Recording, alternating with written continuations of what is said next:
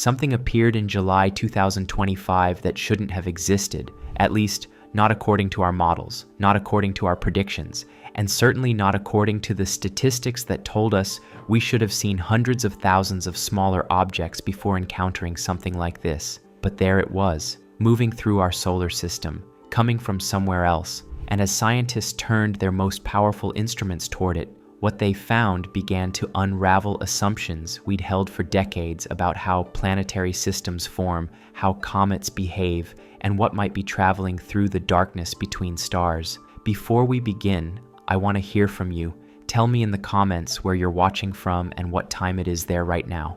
Are you in Tokyo at 3 a.m., London at midnight, New York in the early evening, São Paulo as the sun rises? I'm genuinely curious about who's out there watching this unfold across the world, across time zones, all connected by curiosity about a visitor from another star. Now, settle in, get comfortable. There's no rush here. Time doesn't matter for the next while. What I'm about to tell you has been 4.5 billion years in the making. Your deadlines, your appointments, your tomorrow, they can wait. Just let yourself be here, in this moment, as we explore what scientists discovered about an object that has challenged everything we thought we understood. The name is clinical, almost boring. 3IATLAS. 3 simple syllables for something extraordinary. But behind that designation lies a story that involves the most advanced telescopes humanity has ever built, observations that revealed chemistry unlike anything seen before, and measurements so precise they exposed something deeply puzzling about this visitor's nature. By the time you finish watching this, you'll understand why some of the world's leading astronomers spent sleepless nights analyzing data from this object, why papers are still being written months after it passed, and why, despite all our instruments and all our expertise, some questions remain hauntingly unanswered. So relax, let your muscles unwind, and let me tell you about the secrets scientists have been unraveling about 3IATLAS. The first secret wasn't immediately obvious. In fact, it was hidden in plain sight, concealed behind the bright star fields of Sagittarius, the region of sky where the heart of our galaxy blazes with ancient light. When the Atlas Survey telescope in Chile captured images on the night of July 1st, 2025, the software flagged a moving object. Nothing unusual about that. Asteroids and comets are detected constantly, but when astronomers calculated the preliminary orbit, something didn't add up. The velocity was wrong. The trajectory was wrong. The eccentricity, that number that tells us whether an object is bound to our sun or just passing through, was off the charts. The first secret was this: 3IATLAS was never going to come back. Its orbital eccentricity measured 6.14, the highest ever recorded for any object in our solar system. To put that in perspective, a perfectly circular orbit has an eccentricity of 0. Earth's orbit is 0.017. Even Halley's Comet, which returns every 75 years, has an eccentricity of just 0.967. Anything above 1.0 means the object is not gravitationally bound to the sun. It's just passing through. But 6.14, that's not just passing through.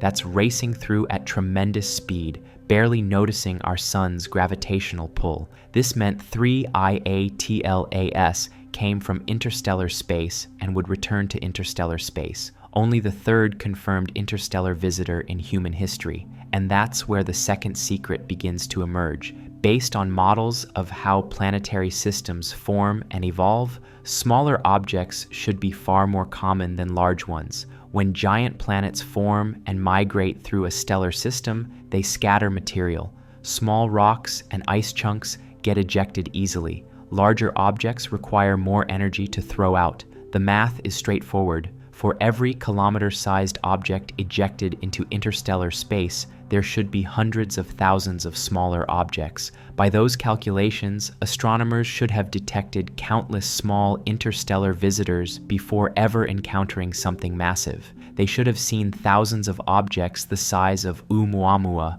which was perhaps a few hundred meters long. The statistics were clear, the predictions were confident, and then 3IATLAS appeared and made those predictions look absurd. The second secret is about size, and it's a problem. Initial brightness measurements suggested something strange.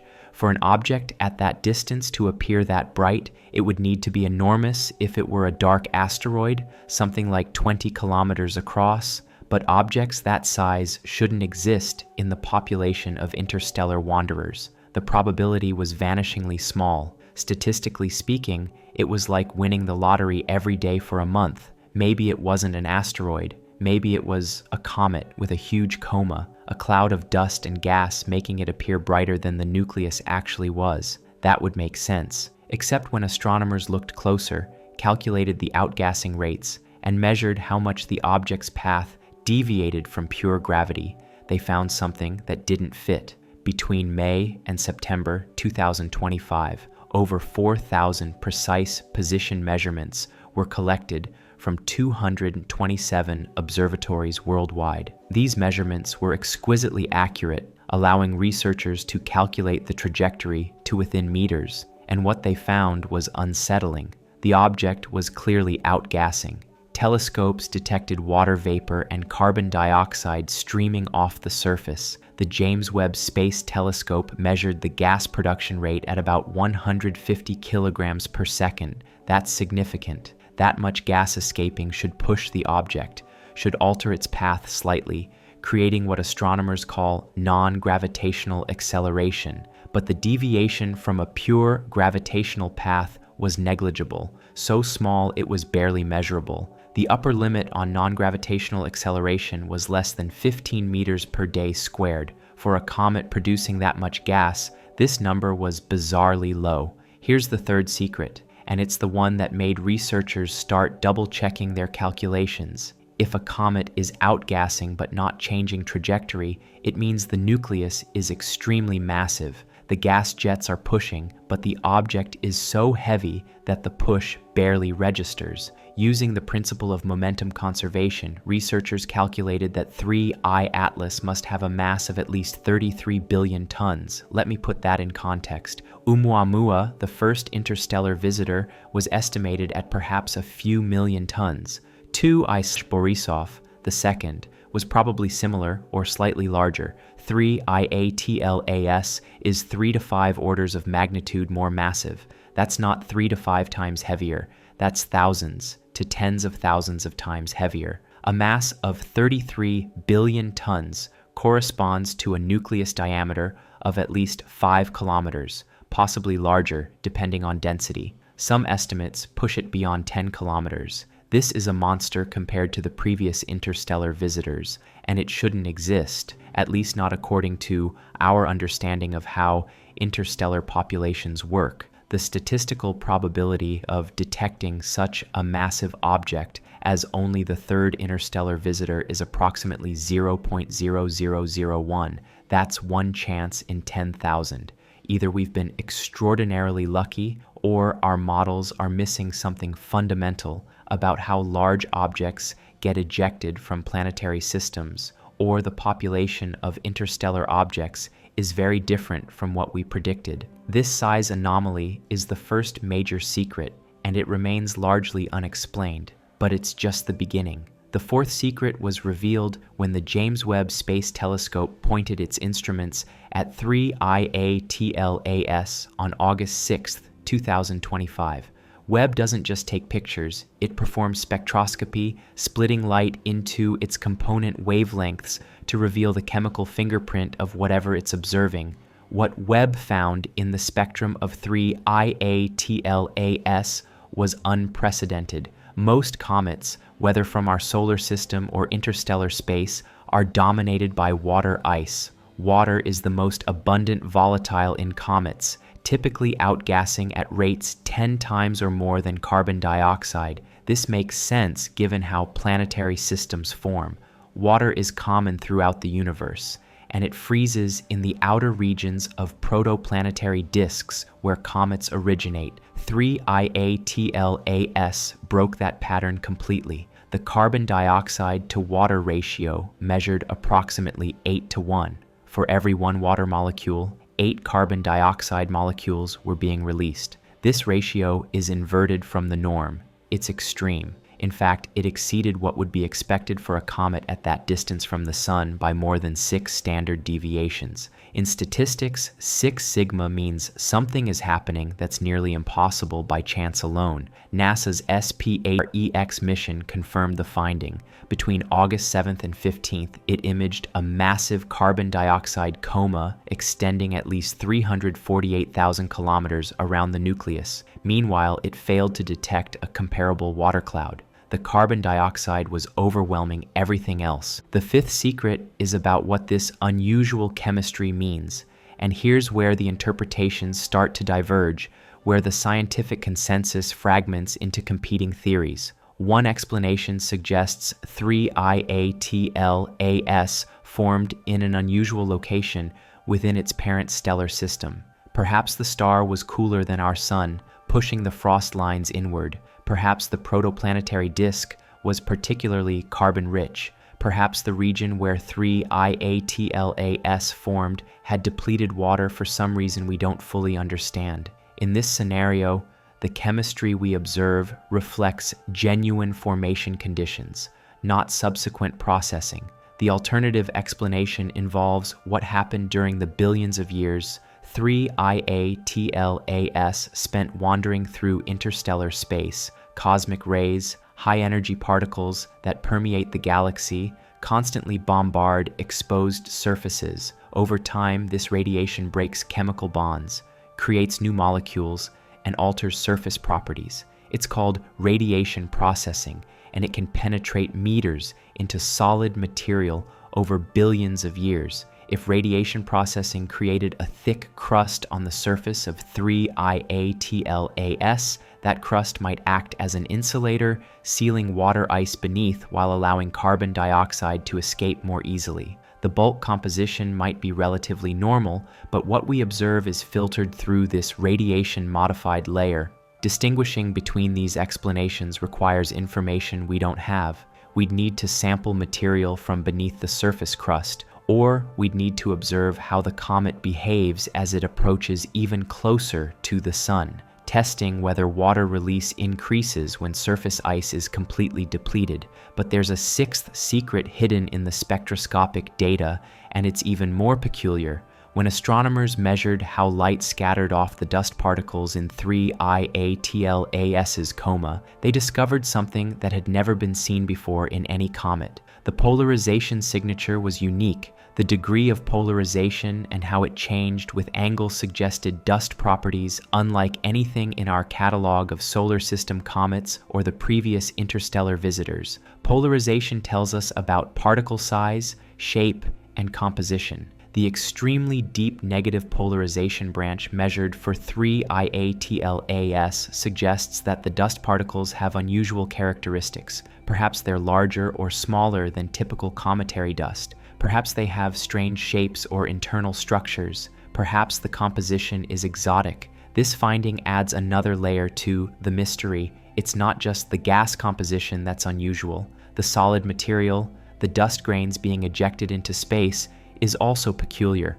Whatever made 3IATLAS different affected both the ices and the solids, suggesting that the formation environment was systematically different from what produces typical comets. Interestingly, the polarization characteristics resembled those of trans-Neptunian objects and centaurs, the icy bodies that orbit in the outer reaches of our solar system. These objects formed far from the Sun, in cold environments where volatile chemistry is different from the inner system. The resemblance suggests 3IATLAS might have formed in a similarly frigid environment, perhaps in the outer reaches of its parent disk. The seventh secret involves the origin of 3IATLAS, and it's a story that spans billions of years. By tracing the object's trajectory backward through time, accounting for gravitational perturbations from every star it passed near, researchers can estimate where it came from and how old it is.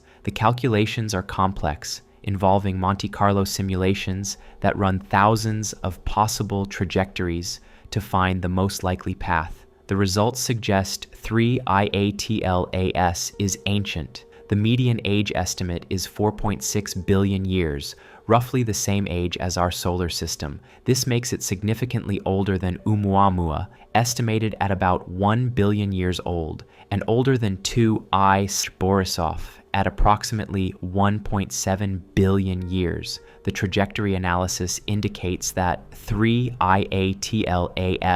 originated from the thick disk of the Milky Way galaxy. Our galaxy has structure. The thin disk is where most star formation happens, where young stars like our sun reside. The thick disk, populated by older stars with lower metallicity, formed billions of years ago when the galaxy was younger. An object from the thick disk has witnessed extraordinary cosmic history. It formed when the universe was about 9 billion years old, when the Milky Way was already well established but still evolving rapidly. Multiple generations of stars had already lived and died, enriching the interstellar medium with heavy elements. Our solar system wouldn't form for another 200 million years or so. During those 200 million years, 3IATLAS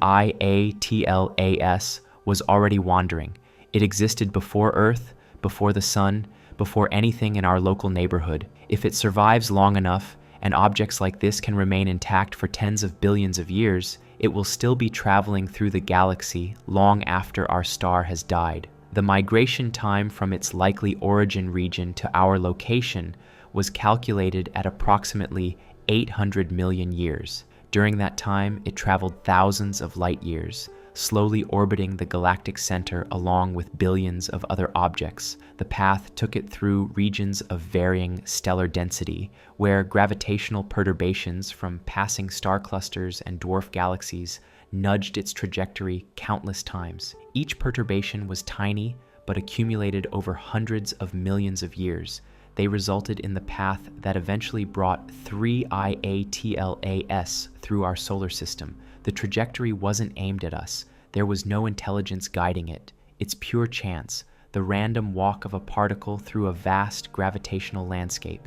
But here's the eighth secret, and it's where some scientists start to feel uncomfortable with purely natural explanations. The approach trajectory of 3IATLAS had some unusual characteristics. When researchers analyzed the geometry of its path, they noticed it came surprisingly close to several planets. The closest approach to Mars was about 30 million kilometers on October 3, 2025. The alignment with Venus, Mars, and Jupiter showed statistical properties that some found intriguing. One paper, published by Avi Loeb and collaborators, calculated that the probability of these alignments occurring by chance was less than 0.005%. That's 5 chances in 100,000. Now, low probability events happen all the time. If you deal enough cards, eventually someone gets a royal flush. But when you combine low probability with other unusual properties, some researchers start asking whether there might be alternative explanations. The paper was described by its authors as largely a pedagogical exercise, exploring hypotheticals rather than making firm claims. But it examined what the trajectory would look like if 3I Atlas were not a natural comet but something else, something with the capability to adjust its path. The orbital inclination was noted as optimal for certain objectives if one were designing a trajectory through the inner solar system. The timing of perihelion, when 3IATLAS passed closest to the Sun, placed it behind the Sun from Earth's perspective, making detailed observations impossible during that critical period. These observations led to speculation, quickly amplified by media coverage, that 3IATLAS might be an artificial object, perhaps a probe from another civilization, perhaps something sent to study stellar systems, perhaps even something with hostile intent, following what's called the dark forest hypothesis, where civilizations remain hidden because revealing oneself invites destruction. Here's the ninth secret. The overwhelming majority of astronomers studying 3IATLAS think these speculations are unfounded. The evidence for artificial origins is weak to non-existent. Every observed property of 3IATLAS can be explained by natural processes,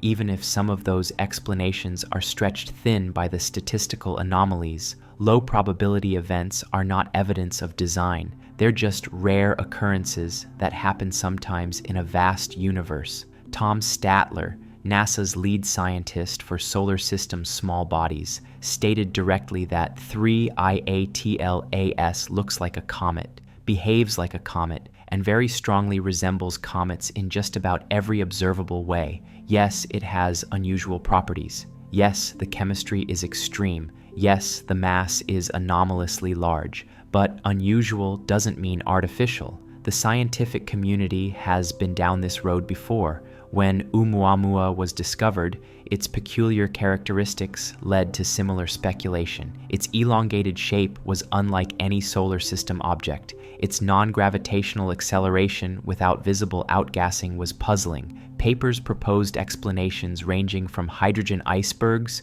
to fragments of Pluto-like worlds to, yes, artificial light sails. Recent research suggests that hydrogen ice, formed by radiation processing of water ice over billions of years, can explain Oumuamua's behavior. Outgassing hydrogen would create acceleration without a visible coma because hydrogen is transparent at optical wavelengths. The explanation is natural, fitting within known physics, though it requires very specific conditions. For 3IATLAS, the artificial hypothesis faces even more difficulties. The object is clearly active with a visible coma and tail. It's behaving exactly as a comet should behave.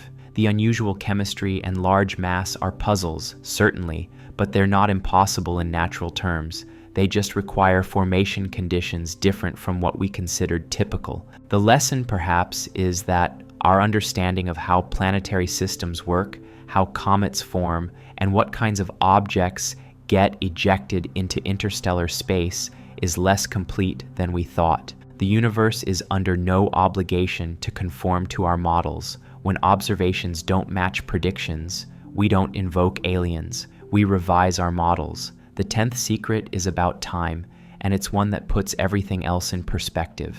During its passage past perihelion on October 30th, 2025, 3IATLAS was hidden behind the sun from Earth's perspective. This wasn't by design. It's simply where the geometry of the orbit placed it, but it meant that during the most active phase, when solar heating was at its maximum and the comet was most likely to show dramatic changes or even fragment, we couldn't see it. This occultation lasted weeks. Ground-based telescopes couldn't observe anything. The risk was real. Many comets fragment during perihelion passage. The nucleus, stressed by heating and rotation, sometimes breaks apart. If 3I Atlas fragmented during this hidden period, we would miss the event entirely, learning about it only when multiple pieces emerged from behind the sun in November. But when the comet reappeared in late November 2025, it was still intact. No fragmentation had occurred. The nucleus had survived the closest approach, suggesting it's more robust than some comets, perhaps because of its large size or because it's a solid body rather than a loose rubble pile. The post-perihelion observations were crucial for understanding activity changes. Some comets show dramatic outbursts after perihelion as newly exposed ice begins sublimating. Others fade quickly as their most volatile materials are exhausted. The behavior reveals information about internal structure and composition gradients. Initial post-perihelion data showed no dramatic changes in 3IATLAS. The activity level remained relatively stable. The chemistry appeared consistent with pre-perihelion observations. This stability suggests that the surface properties are relatively uniform and that perihelion heating didn't penetrate deep enough to expose significantly different material. As the comet receded from the sun, it began its gradual fade from visibility. By late December 2025, only the largest telescopes could detect it. By January 2026, it would likely be beyond the reach of even those instruments. The window for observation was closing, and with it, the opportunity to gather more data about this enigmatic visitor. The 11th secret concerns what happened during the observation campaign itself, the human side of the story. When 3IATLAS was discovered, it triggered a mobilization of astronomical resources unprecedented for a single object. Telescope time is precious, allocated months in advance through competitive proposals. But interstellar objects are rare enough that observatories made exceptions, granting emergency time to capture data while the opportunity existed. The Hubble Space Telescope observed it on July 21, 2025, capturing images that revealed the teardrop-shaped coma. The James Webb Space Telescope observed on August 6th, providing the spectroscopic data that revealed the extreme carbon dioxide dominance. SPHERES observed between August 7th and 15th, mapping the extended coma. The Very Large Telescope in Chile conducted repeated spectroscopic observations tracking composition changes. Spacecraft were repurposed. Mars orbiters attempted observations during the October 3rd close approach. ESA's Mars Express and ExoMars Trace Gas Orbiter used instruments normally pointed at Mars to instead study the comet. Even JUICE, the Jupiter mission currently en route, scheduled observations for November 2025, though the data wouldn't reach Earth until February 2026. Amateur astronomers with sophisticated equipment contributed observations, filling gaps in the temporal coverage. The Gemini Observatory conducted educational sessions where students could watch observations in real time, participating in the scientific process. All this data flowed into archives accessible to researchers worldwide. The observations represent millions of dollars in operating costs, thousands of hours of human effort, and the coordinated work of hundreds of people across dozens of institutions and multiple countries. And what did they find? A comet. A very unusual comet with properties that challenge our understanding, but fundamentally a natural object following the laws of physics through the solar system. The 12th secret is that sometimes the truth is less dramatic than the speculation, but more beautiful in its complexity. The chemistry of 3IATLAS tells a story about conditions in another stellar system billions of years ago. Whether those conditions involved unusual discomposition or radiation processing during the interstellar journey, they resulted in an object chemically distinct from anything in our solar system. The size tells us that our models of interstellar populations need revision. Perhaps large objects are more common than we thought.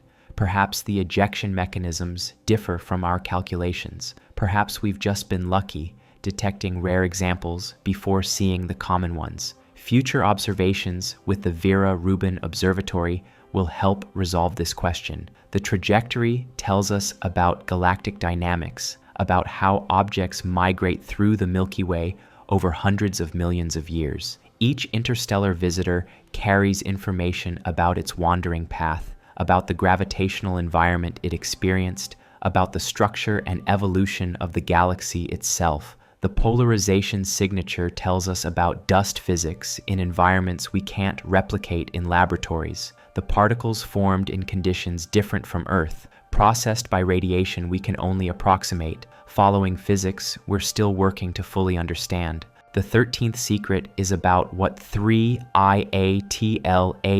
represents for the future of astronomy. The Vera Rubin Observatory, once fully operational, is expected to detect approximately one interstellar object per year. This will transform the field. Instead of 3 examples over 8 years, we'll build a comprehensive catalog.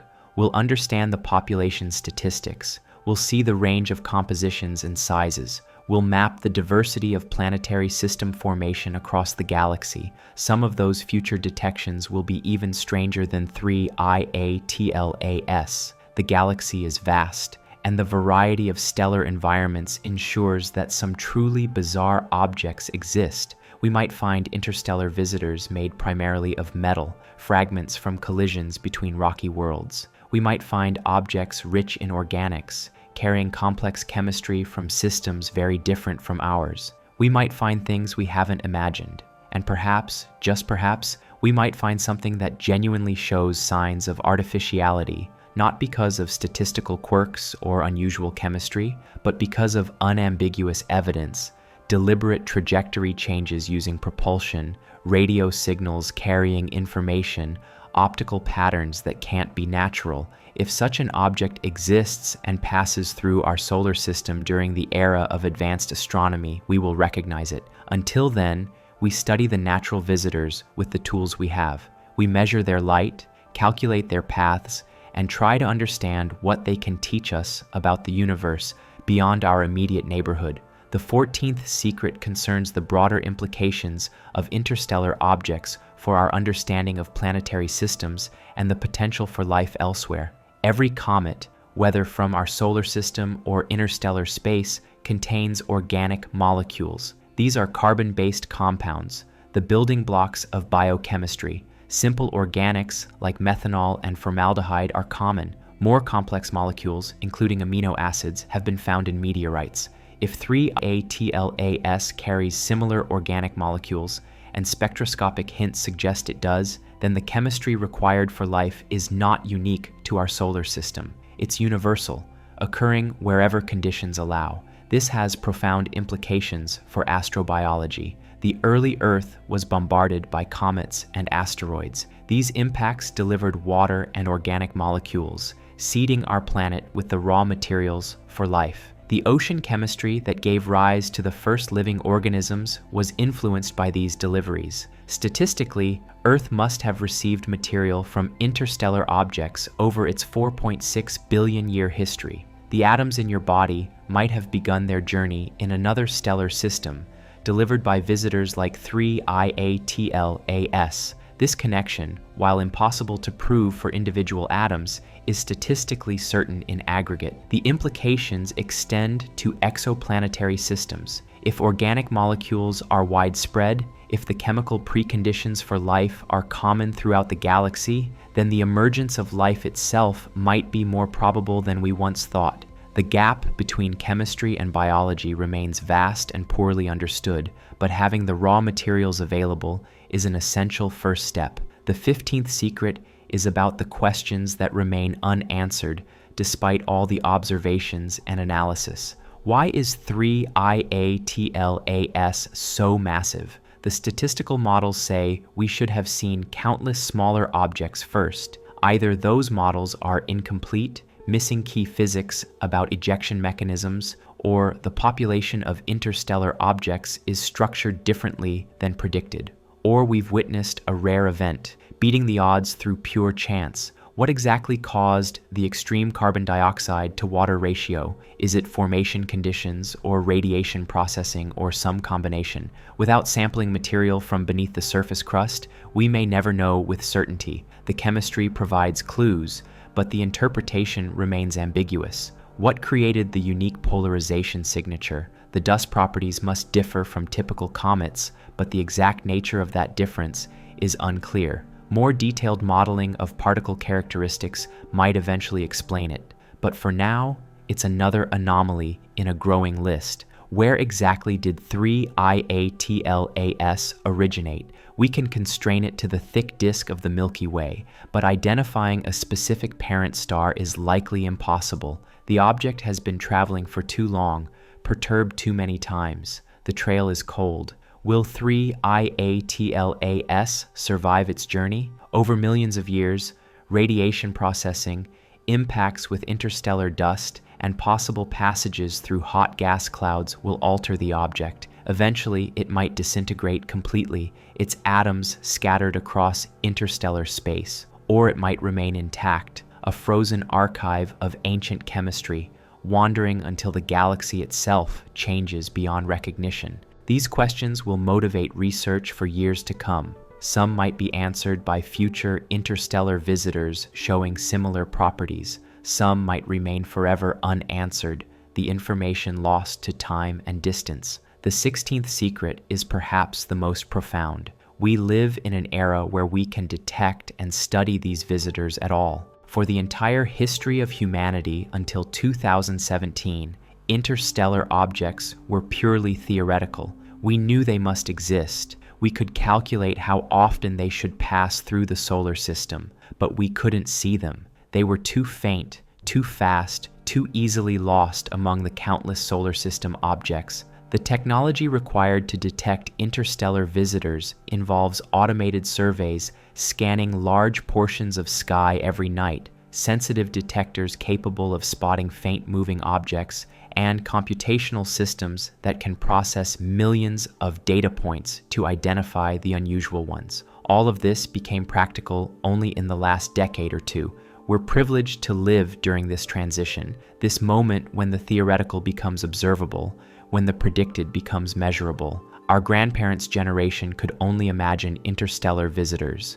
Our generation can study them with the most advanced instruments ever built. Future generations will look back on this era as the beginning of interstellar object astronomy. They'll have catalogs with hundreds or thousands of examples. They'll understand population statistics we can only guess at. They'll have refined theories tested against abundant data. And they'll reference 3ATLAS as one of the early examples, one of the objects that helped establish the field. The 17th secret involves the nature of scientific progress itself, and it's worth understanding as you watch this unfold. Science doesn't proceed in dramatic breakthroughs where everything suddenly becomes clear. It's more like slowly accumulating evidence, each observation adding a small piece to an incomplete puzzle. Occasionally, a piece fits in a way that illuminates a larger pattern, but more often it just fills in a tiny bit of the picture.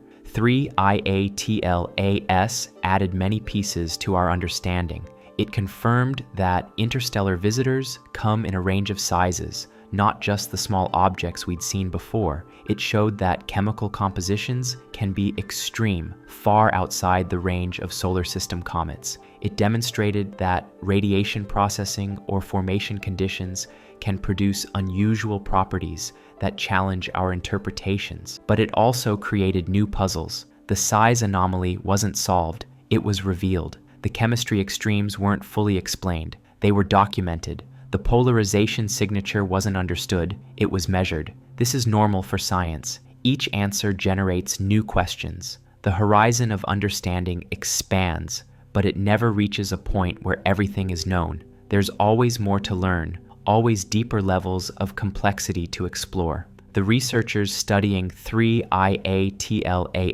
are aware of this. They publish papers with careful language, hedging conclusions with uncertainties, noting where alternative explanations might apply. The media coverage often strips away these nuances, presenting discoveries as more definitive than the scientists themselves claim.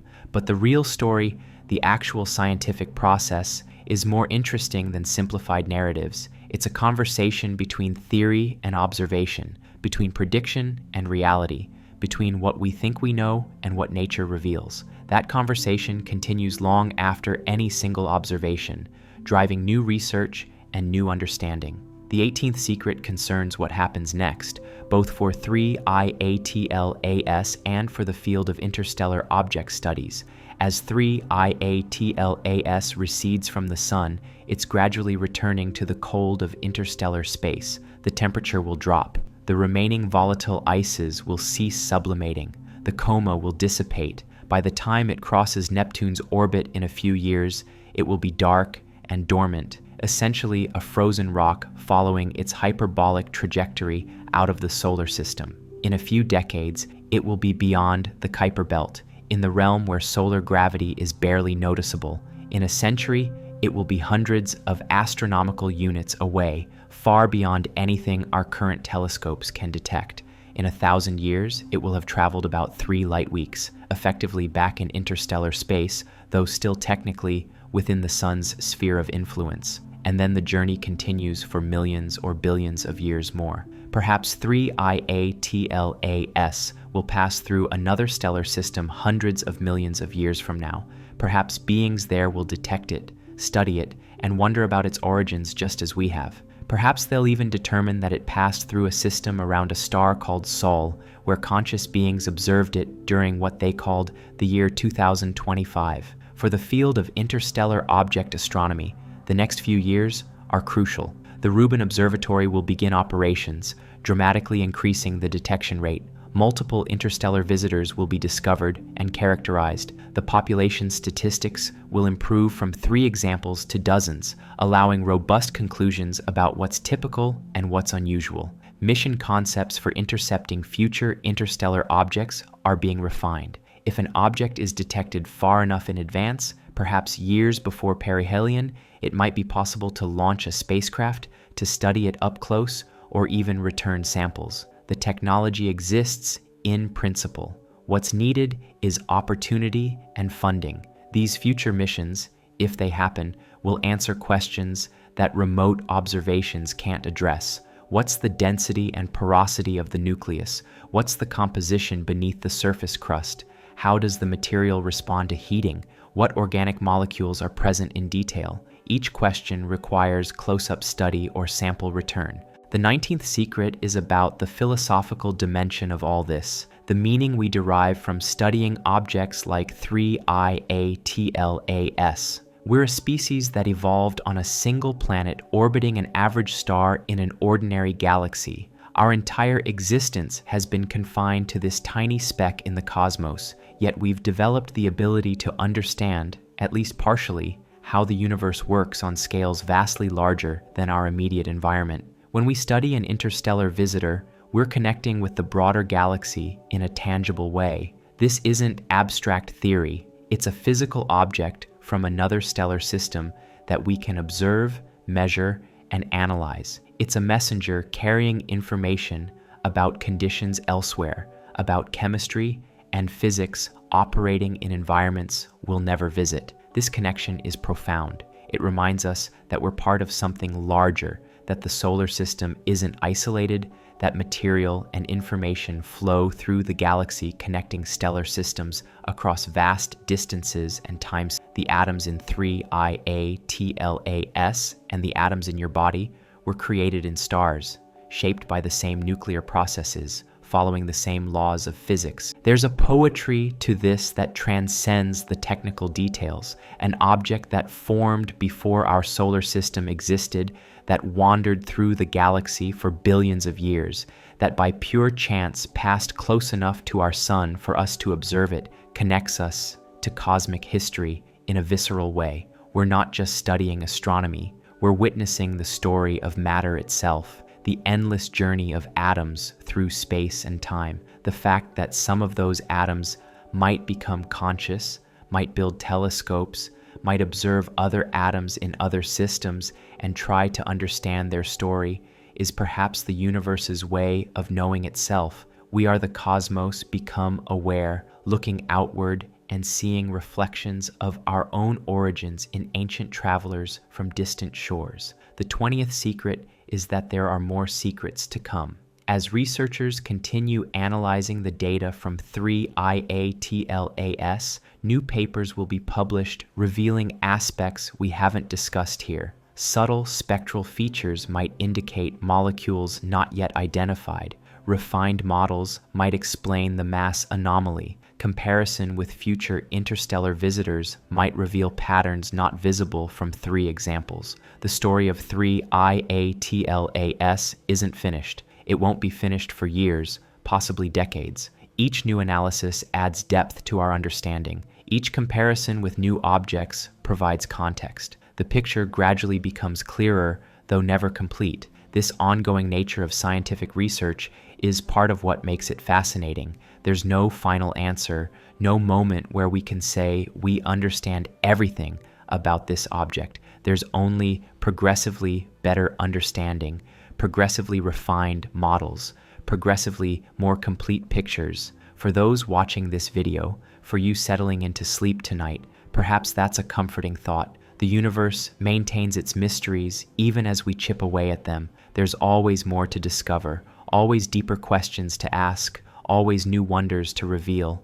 3IATLAS came and will soon be gone from our view, but its influence persists. It changed how we think about interstellar populations. It challenged our models of planetary system formation. It revealed chemistry we didn't expect, and it reminded us that the universe is vast, ancient, and full of surprises. As you drift off, consider that above you, beyond the atmosphere and moonlight, the visitor continues its journey. It moves through darkness, indifferent to human observation, following a path determined billions of years ago by gravitational perturbations in a stellar system that no longer exists in the form it once did. The secrets we've unraveled about 3IATLAS are really secrets about the universe itself, about how matter moves through space, how chemistry evolves over cosmic time, how stellar systems are connected through the wandering of objects between them. Each secret revealed opens doors to deeper mysteries, and that's perhaps the most wonderful secret of all. The cosmos doesn't give up its truths easily, but it does give them up to those patient and curious enough to look. We looked at 3IATLAS with the best instruments humanity has ever built, and what we found was both familiar and strange, both comprehensible and puzzling, both answer and question. From late October through mid-November 2025, the comet passed behind the sun from our perspective. During this critical period of maximum solar heating, when fragmentation was most likely, we couldn't see it. Researchers who'd spent months tracking the approach could only wait and hope. When 3IATLAS reappeared in late November, intact and still active, there was relief. Post-perihelion observations revealed subtle changes in activity patterns, providing clues about how intense solar heating alters interstellar comet surfaces. The 29th secret concerns the educational impact and how this visitor brought cutting-edge astronomy to broader audiences. The Gemini Observatory's Shadow the Scientist program allowed people worldwide to watch observations in real time via Zoom. Teachers used 3IATLAS to teach orbital mechanics and spectroscopy. Science museums created exhibits. Millions engaged with astronomy who might never read a scientific paper, inspired by a messenger from another star system. The 30th secret is about impossible dreams. A sample return mission would have been invaluable, revealing precise composition, isotopic ratios, and exact age through laboratory analysis. But the object was discovered too late, and the required velocity exceeded our capabilities. We're limited to remote sensing, collecting photons, and extracting information. It's remarkable what we can learn this way, yet there are questions only physical samples can answer. The 31st secret concerns the instruments themselves, the eyes we've built to see what our own eyes cannot. When you look up at the night sky, you see perhaps a few thousand stars if you're far from city lights. Your eyes are remarkable biological instruments, but they're limited. They detect only a narrow slice of the electromagnetic spectrum, what we call visible light. They can't see infrared or ultraviolet. They can't detect individual photons. They can't collect light over time to reveal faint objects. Telescopes overcome these limitations. The James Webb Space Telescope, which observed 3IATLAS on that August night, operates primarily in the infrared. Its mirror is 6.5 meters across, composed of 18 hexagonal segments coated in gold. Gold reflects infrared light more efficiently than aluminum, which is why Webb appears golden rather than silver, like most telescopes. Webb orbits at the second Lagrange point, about 1.5 million kilometers from Earth, 4 times farther than the Moon. At this location, the gravitational pull of Earth and Sun balance, allowing the telescope to remain in stable orbit with minimal fuel consumption. It's also cold there, far from Earth's heat, which is essential for infrared observations. Infrared light is heat radiation. Everything warm emits it. To detect faint infrared signals from distant objects, the telescope itself must be cold, much colder than anything nearby. Webb operates at about 40 Kelvin, achieved with a massive sun shield the size of a tennis court that blocks radiation from the sun, Earth, and Moon simultaneously. When Webb pointed at 3IATLAS, it used its near-infrared spectrograph to split the light into component wavelengths. The instrument contains gratings, essentially surfaces with thousands of parallel grooves that diffract light at angles depending on wavelength. Different wavelengths fall on different detector pixels, creating a spectrum. The detectors themselves are marvels. Each pixel is a tiny semiconductor device that converts photons to electrons. When a photon strikes the detector, it excites an electron, which is captured and counted. Over the exposure time, the counts accumulate, building up an image or spectrum photon by photon. The sensitivity is extraordinary. Webb can detect sources that are 10 billionths the brightness of the faintest stars visible to your naked eye. If you held a candle on the moon, Webb could see it from Earth. This sensitivity allows it to observe distant galaxies formed when the universe was just hundreds of millions of years old, their light stretched to infrared wavelengths by cosmic expansion. For 3 IATLAS, this sensitivity meant detecting subtle spectral features that would be invisible to less capable instruments. The carbon dioxide absorption bands appeared clearly in the data, as did features from water vapor, though much weaker. Hints of other molecules, perhaps carbon monoxide or methanol, appeared at the edge of detectability, requiring careful analysis to confirm or reject. The Hubble Space Telescope also observed 3 IATLAS, providing complementary data in visible and ultraviolet wavelengths. Hubble has been operating since 1990, more than 3 decades of service, far exceeding its original design life. Its instruments have been upgraded multiple times by Space Shuttle servicing missions, the last in 2009. Hubble's observations captured the visible coma and tail, showing the structure of the dust distribution around the nucleus. The images revealed asymmetries in the coma, suggesting that outgassing was not uniform across the nucleus surface. Perhaps active regions, spots where ice sublimation is particularly intense, were concentrated on one hemisphere. These asymmetries are common in comets. As the nucleus rotates, active regions turn toward and away from the sun, creating pulsations in gas and dust production. The dust and gas don't move directly away from the nucleus. Solar radiation pressure pushes them, and the rotation of the nucleus creates patterns, sometimes spirals or jets. Ground-based telescopes contributed as well. The Very Large Telescope in Chile's Atacama Desert consists of 4 8.2-meter telescopes that can observe independently or be combined to create an interferometer with extraordinary resolution. VLT conducted spectroscopic observations, tracking how 3 IATLAS's spectrum changed over weeks and months. The Gemini Observatory, with twin 8.1-meter telescopes in Hawaii and Chile, observed from both hemispheres. As 3 IATLAS moved through the sky, different locations on Earth had better viewing geometry at different times. Coordinating observations across multiple sites ensured continuous coverage. Amateur astronomers contributed meaningful observations as well. Modern amateur equipment can be remarkably capable. CCD cameras sensitive enough to detect faint comets, telescopes large enough to gather significant light, and software sophisticated enough to process the images properly are available to dedicated enthusiasts. These amateur observations filled temporal gaps between professional observations. Professional telescopes are oversubscribed, with demand for observing time exceeding availability by factors of 5 to 10. Amateurs can observe whenever the target is visible and weather permits, providing crucial monitoring data. The 30-second secret is about the invisible aspects of 3 IATLAS, the things we couldn't see directly but inferred from what we could observe.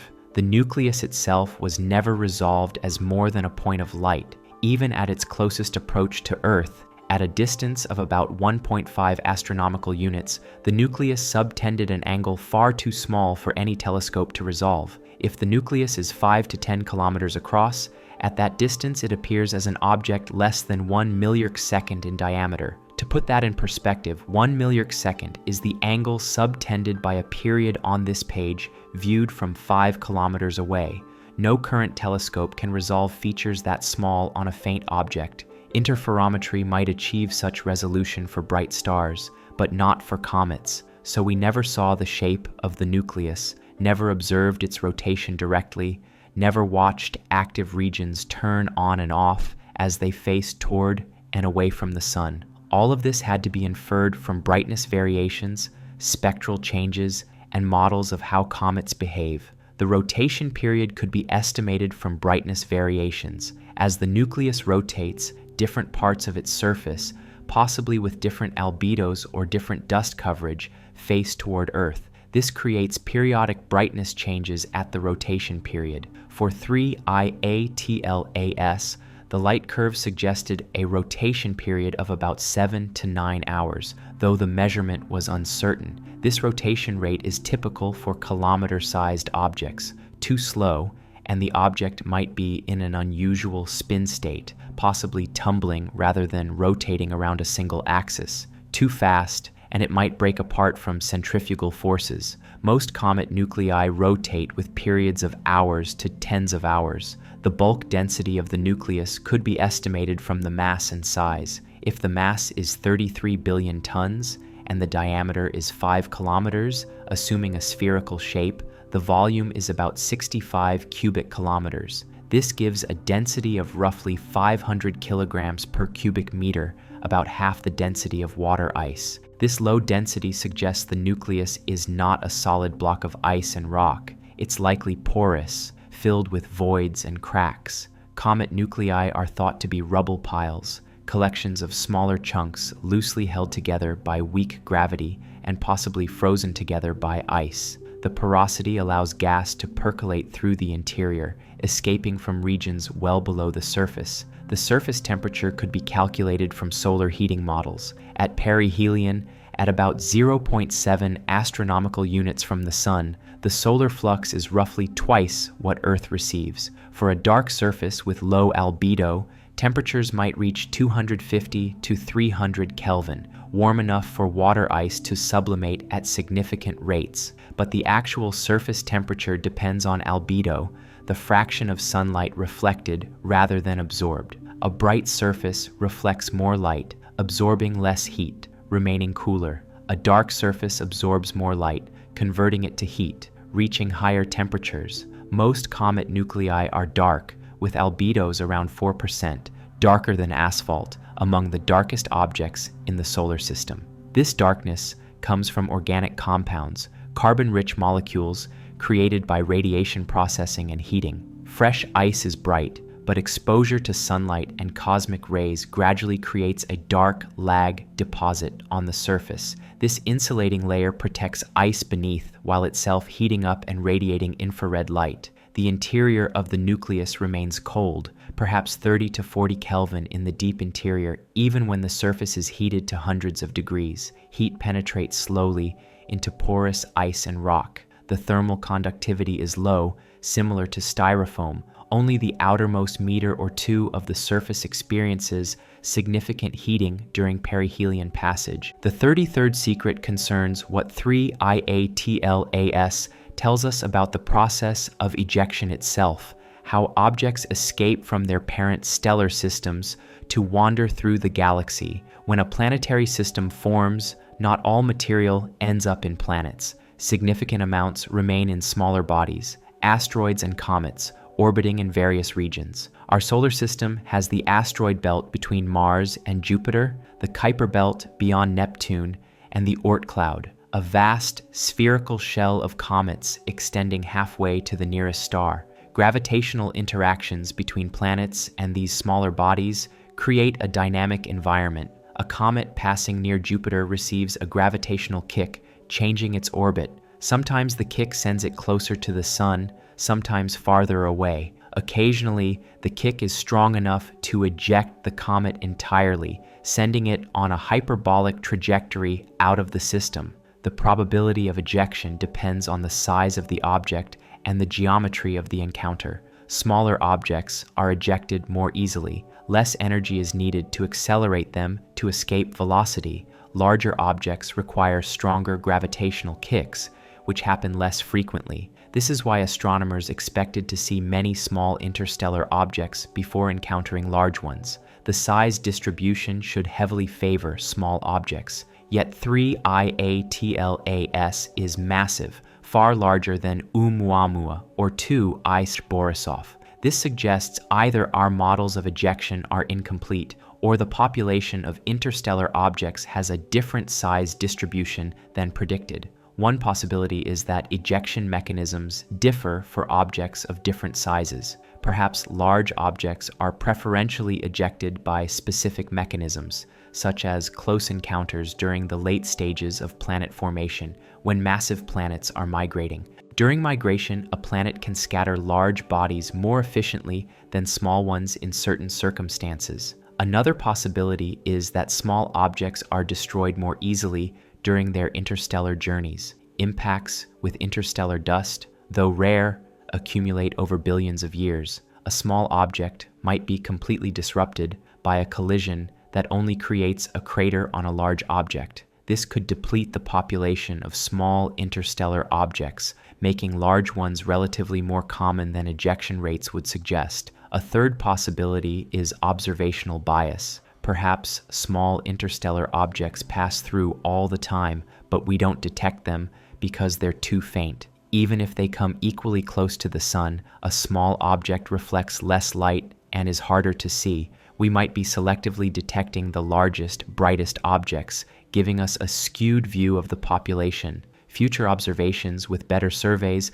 will help resolve this question. The Vera Rubin Observatory's Large Synoptic Survey Telescope will scan the entire visible sky every few nights, detecting moving objects down to much fainter limits than current surveys. If small interstellar objects are common but currently undetected, Rubin will find them. If Rubin finds that interstellar objects are predominantly large, that would confirm the size anomaly is real and would require theoretical explanation. Perhaps planetary system formation works differently than we think. Perhaps ejection mechanisms favor large objects more than we calculated. Perhaps there's a minimum size below which objects don't survive long enough in interstellar space to be commonly observed. The 34th secret is about communication, or rather, the lack of it. When speculation arose about 3ATLAS potentially being artificial, some wondered whether we should attempt to send signals toward it, trying to communicate with any intelligence that might be aboard.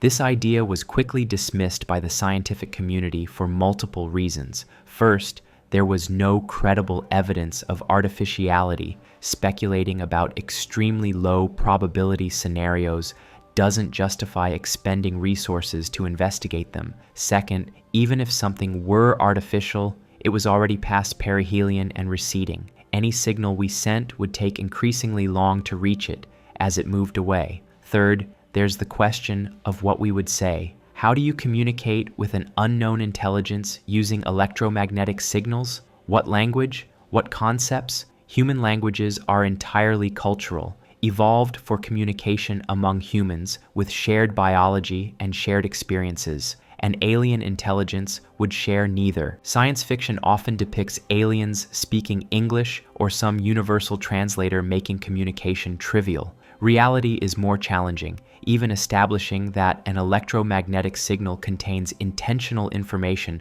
rather than being natural noise requires shared assumptions about what constitutes information. The search for extraterrestrial intelligence, SETI, has grappled with these questions for decades. The assumption is that mathematics and physics are universal. Any technological civilization will understand prime numbers, fundamental constants, basic atomic structure. A signal encoding these concepts might be recognizable as artificial, but recognizing artificiality is different from understanding content. A signal might clearly be structured in a way that no natural process produces, yet remain incomprehensible. We might receive a message and know it's a message without being able to read it. For 3IATLAS, the point was moot because all evidence indicated a natural comet, but the discussion highlighted interesting questions about how we might respond if we ever do detect something genuinely artificial passing through the solar system. Some argue we should not attempt contact at all. This is the Dark Forest hypothesis, named after a science fiction novel. The idea is that the galaxy might be filled with civilizations that hide because revealing oneself is dangerous. If aggressive civilizations exist, broadcasting your location might invite attack. Others argue this is paranoid. Any civilization capable of interstellar travel would have energy resources and technology far beyond ours. If they wanted to harm us, they likely already know we're here. Our radio and television broadcasts have been radiating into space for a century. Any nearby civilization with sufficiently sensitive receivers could detect them. The debate continues without resolution because we have no data. We've never detected another civilization. We don't know if they're common or rare, peaceful or aggressive, interested in contact or indifferent. All we have is speculation, projection of human characteristics onto hypothetical aliens, which is probably misleading. For now, we simply observe. We watch for objects that might be artificial. We listen for signals that might carry information. We search for any sign that we're not alone in the galaxy. And so far, we've found nothing but natural objects and cosmic noise. The 35th secret is about perspective, about how studying something like 3IATLAS changes how we see ourselves and our place in the universe. For most of human history, Earth seemed to be the center of everything. The sun, moon, and stars rotated around us. We were special, unique, the purpose of creation.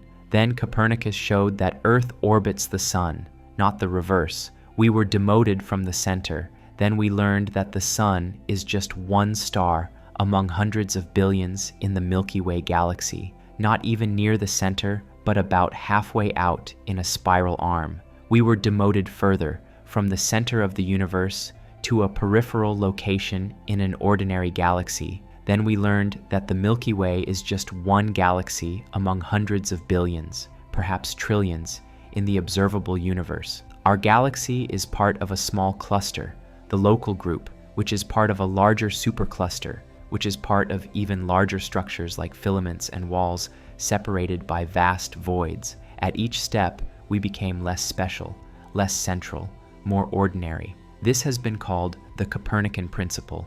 We are not privileged observers. Our location in space and time is not unusual. The view we have of the universe is typical of what any observer anywhere would see, accounting for their specific local conditions. Interstellar objects like 3IATLAS reinforce this perspective.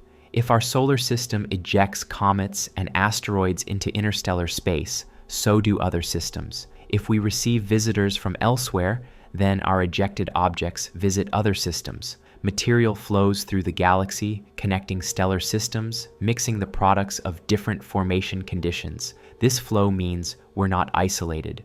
We're part of a vast ecosystem, cosmic in scale, where matter cycles through stars and planets and living things and back to interstellar space, endlessly transforming. The atoms in your body have been through this cycle multiple times, created in stars, ejected in supernovae, incorporated into new stars and planets, perhaps part of living things on other worlds before becoming part of you. This perspective can be humbling or exhilarating or both. Humbling because it reveals how small and temporary we are in the cosmic scheme. Exhilarating because it connects us to something vast and ancient, makes us participants in the grand story of matter and energy evolving through space and time. Some find this perspective unsettling. If we're not special, if the universe is indifferent to our existence, what's the point? Why does anything matter? This is sometimes called the existential dread of cosmic insignificance. But there's another way to see it.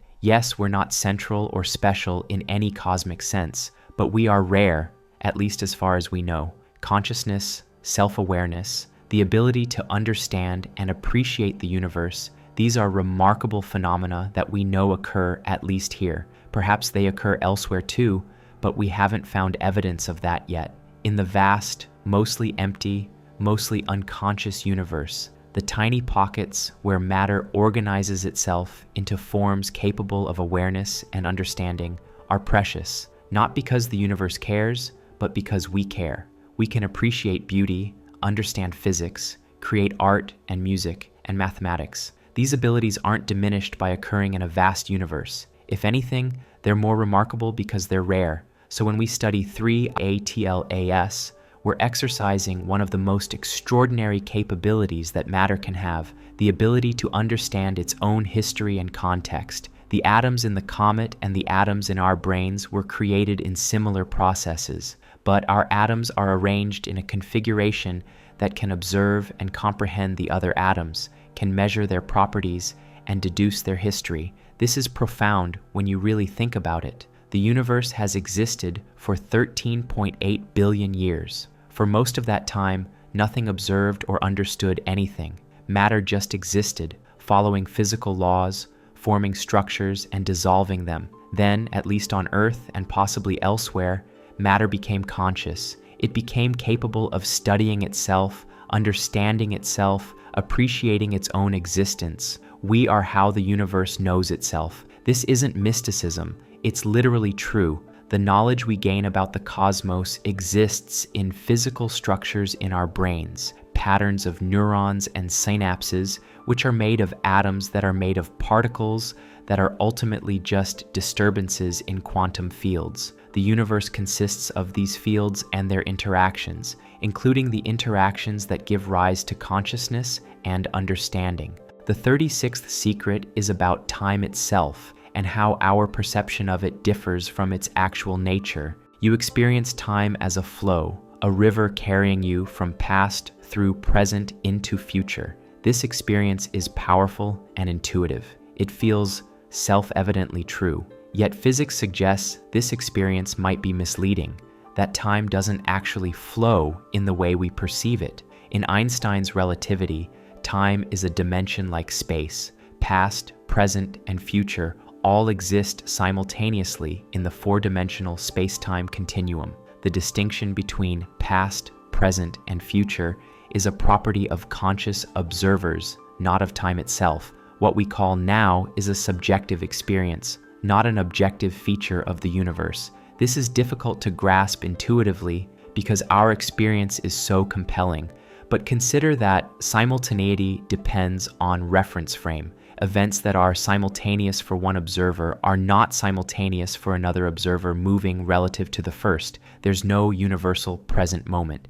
Each observer has their own present, and these don't align. For three IATLAS moving at tens of kilometers per second relative to the sun, time passes slightly differently than it does for us on Earth. The effect is tiny at these speeds, measurable in nanoseconds over the years of observation, but it's real. Clocks moving with the comet run slower than clocks on Earth by a tiny fraction, exactly as special relativity predicts. This isn't a malfunction of the clocks. Time itself passes at different rates in different reference frames. There is no absolute time that everyone shares. Each observer has their own time, their own sequence of events, and these only approximately agree at low speeds and weak gravity. The implications are strange. If all moments exist equally in the space-time continuum, then 3 IATLAS exists at all points along its trajectory simultaneously. The version moving through our solar system in 2025 and the version wandering through interstellar space billions of years ago and the version that will exit the galaxy in the distant future all exist together. Connected by the world line, the object traces through space-time. Our subjective experience of traveling along our own world line, experiencing one moment after another, is how consciousness works. But the world line itself just exists, a path through space-time connecting events. The comet's entire history, from formation to eventual destruction or survival into the far future, is all there in the four-dimensional structure. This view of time is called eternalism or block universe. It suggests that everything that has happened or will happen exists timelessly. Change is an illusion created by consciousness moving through time. The future already exists. We just haven't experienced it yet from our current vantage point. Not all physicists accept this interpretation. There are other views of time, some suggesting that only the present exists, that the past is gone, and the future doesn't exist yet.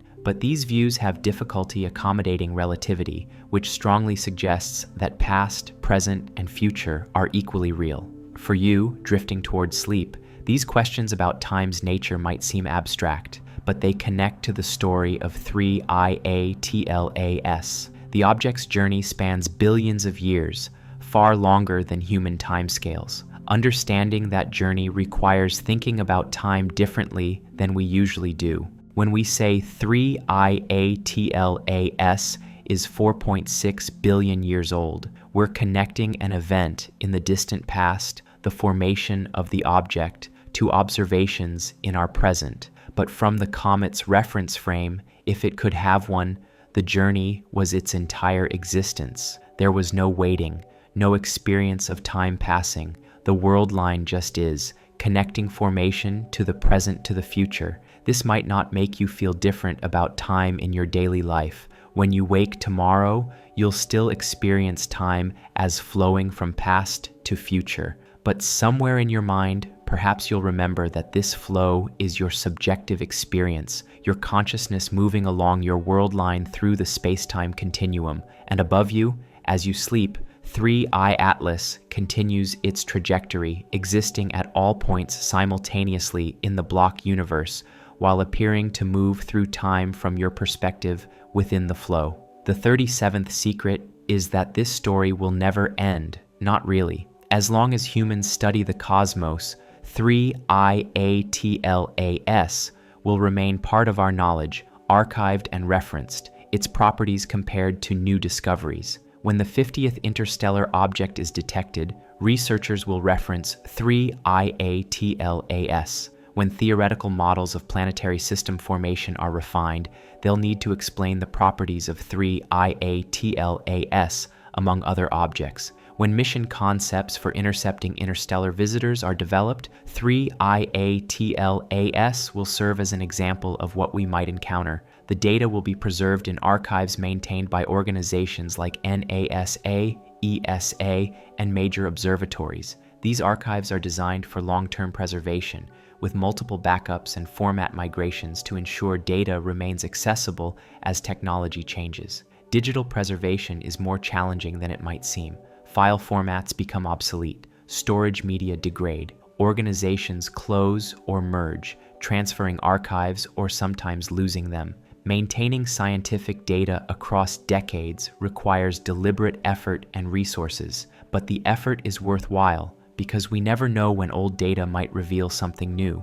Techniques developed in the future might extract information from observations that current methods cannot. Comparisons with future discoveries might reveal patterns invisible with just a few examples. The knowledge we gain is cumulative. Each observation, each discovery, each insight adds to the foundation that future researchers build upon. We stand on the shoulders of giants, the famous phrase goes, seeing farther because we build on what came before. Future researchers will stand on our shoulders, and on theirs will stand others, generation after generation, pushing the frontier of understanding. This continuity across time gives meaning to our brief individual lives. We contribute something that persists, that helps others, that advances human knowledge. The researchers who observed 3IATLAS and analyzed its properties will eventually die, but their work remains incorporated into the growing edifice of scientific understanding.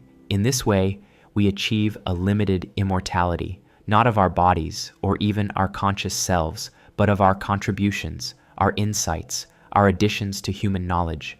Long after we're gone, people we'll never meet will benefit from what we discovered, will build on what we understood, will see farther because we helped clear the path. This is true not just for scientists, but for everyone who contributes something of value, who creates something that helps others, who adds something positive to the world, teachers who inspire students, artists who create beauty, engineers who build infrastructure, parents who raise thoughtful children. Each contributes to the continuous thread of human progress. And so, as you rest here, comfortable and warm, letting sleep approach, consider that you too are part of this continuity. The things you learn, the people you help, the positive impacts you make, these ripple outward through time, affecting others in ways you might never know.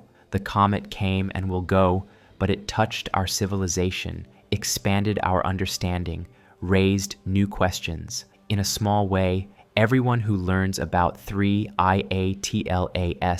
is changed by that knowledge, sees the universe slightly differently, and you've journeyed through its story tonight, traveling billions of years and millions of light years in your mind. Sleep well, knowing that the universe continues its patient unfolding, creating wonders and mysteries indifferent to observation, yet somehow, through us, observing itself. We are privileged to live in this moment when we can reach out with instruments and minds to touch ancient travelers from distant shores, to read their stories written in photons and chemical signatures, to understand something of the vast cosmic context in which we briefly exist. The visitor moves on, and so do we, each following our path through space-time, each playing our small part in the grand story of matter becoming conscious, understanding its origins, and wondering at its destiny. Rest now. The mysteries will still be there tomorrow. The 38th secret is about the chemistry happening on the surface of 3IATLAS right now. Invisible processes transforming molecules in ways we can only partially understand. When sunlight strikes the surface, photons carry energy that breaks chemical bonds. Water molecules split into hydrogen and oxygen. Carbon dioxide breaks into carbon monoxide and oxygen. Organic molecules fragment into smaller pieces or combine into larger, more complex structures. This is photochemistry, driven by light energy rather than heat. Simultaneously, the solar wind impacts the surface. The solar wind is a stream of charged particles, mostly protons and electrons, flowing outward from the sun at hundreds of kilometers per second. When these particles strike the comet's surface, they transfer energy and momentum, sputtering atoms off the surface and modifying molecular structures. Below the illuminated surface, heat slowly conducts inward. The temperature gradient drives sublimation at various depths. Water ice doesn't just sublimate from the surface. If the surface has a porous crust, ice meters below can sublimate, and the vapor percolates upward through cracks and pores, eventually escaping into space. This subsurface activity creates pressure. As ice sublimates beneath the surface, the vapor needs to escape. If pressure builds sufficiently, it can fracture the crust, creating new vents. Sometimes this happens explosively in what astronomers call an outburst, a sudden increase in activity as a pocket of volatile material is suddenly exposed. The dust particles leaving the nucleus carry their own chemistry. Each grain is a complex mixture of silicate minerals, organic compounds, and perhaps metallic inclusions. The grains formed in the protoplanetary disk billions of years ago, aggregating from smaller particles, modified by radiation over the interstellar journey. As these grains move away from the nucleus, they're pushed by radiation pressure and by the drag of escaping gas. The smallest grains, micron-sized, are pushed most efficiently. Larger grains, millimeter-sized or bigger, are less affected and follow trajectories closer to the nucleus's orbital path. This size sorting creates structure in the comet's tail. The dust tail curves, swept back by radiation pressure and orbital motion. Different sizes of particles create different curves, sometimes visible as distinct streamers or bands in detailed images. The gas tail, ionized by solar ultraviolet light, points directly away from the sun, shaped by the magnetic field carried in the solar wind. The chemistry in the coma, the cloud of gas and dust around the nucleus, is rich and complex. Parent molecules sublimate from the nucleus: water, carbon dioxide, carbon monoxide, methanol, ammonia, and dozens of others. These parent molecules then break apart in sunlight, creating daughter molecules: hydroxyl from water, atomic oxygen from carbon dioxide, formaldehyde from methanol. Each daughter molecule emits light at characteristic wavelengths, creating emission lines in the spectrum. By identifying these lines, astronomers determine which parent molecules were present, even if the parent molecules themselves are hard to detect because they break apart quickly. For 3IATLAS, the dominant parent molecule appears to be carbon dioxide, unusual but not unprecedented. The water content is lower than typical, creating the extreme ratio that made this comet remarkable. But other molecules are present too, each telling part of the story about where and how this object formed. The 39th secret concerns the rotation of 3 IATLAS, how the nucleus spins as it travels through space, and what that rotation reveals. All asteroids and comet nuclei rotate. They acquired angular momentum during formation as material spiraled inward in the protoplanetary disk. Collisions during the accretion process added or subtracted angular momentum, and the final body emerged spinning. The rotation of 3 IATLAS couldn't be measured directly because we never resolved the nucleus, but periodic variations in brightness suggested a rotation period of roughly 7 to 9 hours. As the nucleus rotates, different faces point toward Earth. If the surface has variations in albedo, bright and dark patches, the reflected light varies with rotation. A rotation period of several hours is typical for objects this size. It's fast enough that the nucleus experiences some centrifugal effect, but not so fast that it risks breaking apart. The balance between gravitational forces holding the object together and centrifugal forces trying to tear it apart sets limits on how fast objects can spin. If 3 IATLAS rotates too fast, material on the equator experiences centrifugal force exceeding the weak gravitational pull. The object would shed material from its equator,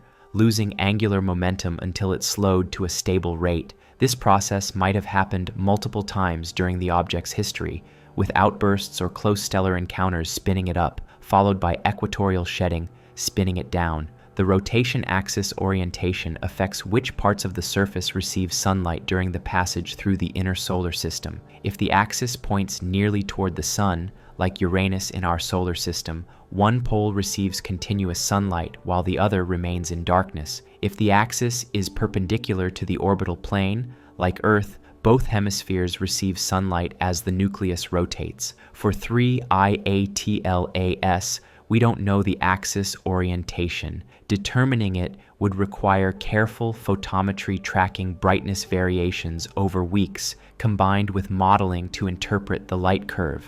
Such analysis is possible, but requires high-quality data and sophisticated modeling, work that may still be ongoing as researchers analyze the observations. The rotation might not be simple.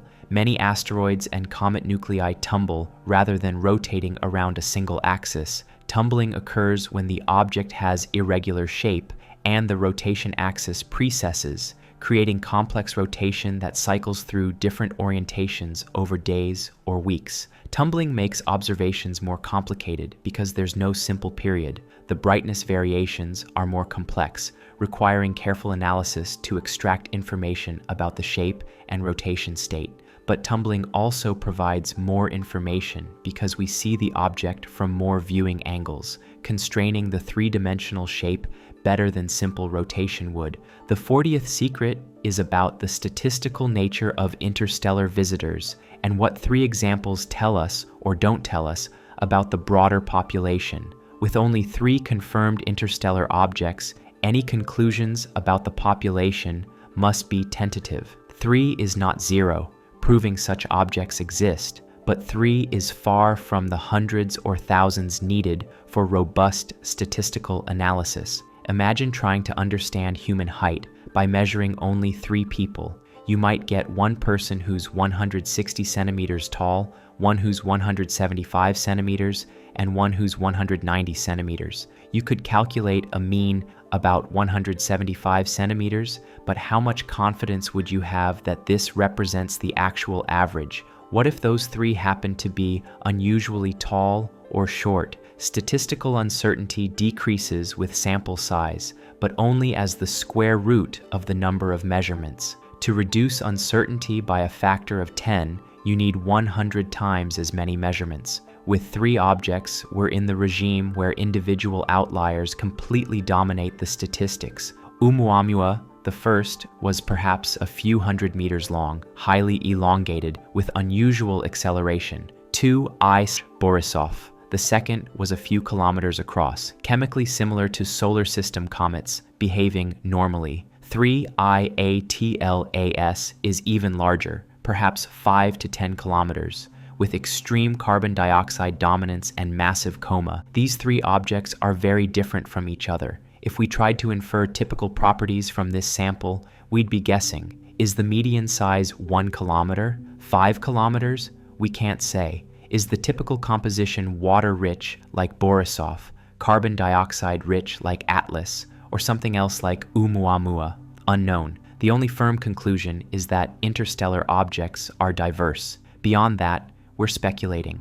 The true population might be dominated by small, rocky objects, with the 3 we've seen being rare examples. Or perhaps the population is dominated by large comets, and we just got unlucky seeing small ones first. Or perhaps there are distinct populations, rocky objects from terrestrial planet formation, icy objects from giant planet regions, each with different size distributions. Future detections will help, but even 10 or 20 objects might not be enough to characterize the population robustly. We need hundreds to map the size distribution, composition distribution, and correlations between properties. The Vera Rubin Observatory might provide this in a decade or 2 of operations. Until then, each new detection is precious. Each adds data points, constrains possibilities, reveals new phenomena we hadn't imagined. The field of interstellar object astronomy is in its infancy, still in the stage where every observation surprises us, where expectations routinely fail, where the universe shows us things we didn't predict. This is an exciting time to be in the field, but also frustrating. Questions that could be answered definitively with large samples remain open with only a handful of examples. Researchers debate interpretations that future data might resolve easily. Competing models remain viable because we lack observations to distinguish them. The 41st secret is about the equipment that didn't exist just decades ago. The technological advances that made discovering 3 IATLAS possible. In 1980, discovering an interstellar visitor would have been nearly impossible. Telescopes were smaller, detectors were photographic plates or early electronic cameras with limited sensitivity, and surveys were conducted manually with astronomers examining plates by eye for anything unusual. Automated surveys began in the 1990s using CCD cameras to capture digital images that computers could analyze. These surveys discovered thousands of asteroids, dramatically increasing the rate of solar system discoveries, but they still weren't sensitive enough or fast enough to reliably catch fast-moving interstellar visitors. The breakthrough came with wide-field survey telescopes designed specifically for finding transient and moving objects. These telescopes sacrifice resolution and light-gathering power for wide field of view, allowing them to survey large areas of sky each night. The Asteroid Terrestrial Impact Last Alert System, ATLAS, which discovered 3 IATLAS, consists of 4 telescopes, 2 in Hawaii, 1 in Chile, and 1 in South Africa. Each telescope has a modest aperture, just 50 centimeters, but a very wide field of view covering dozens of square degrees per image.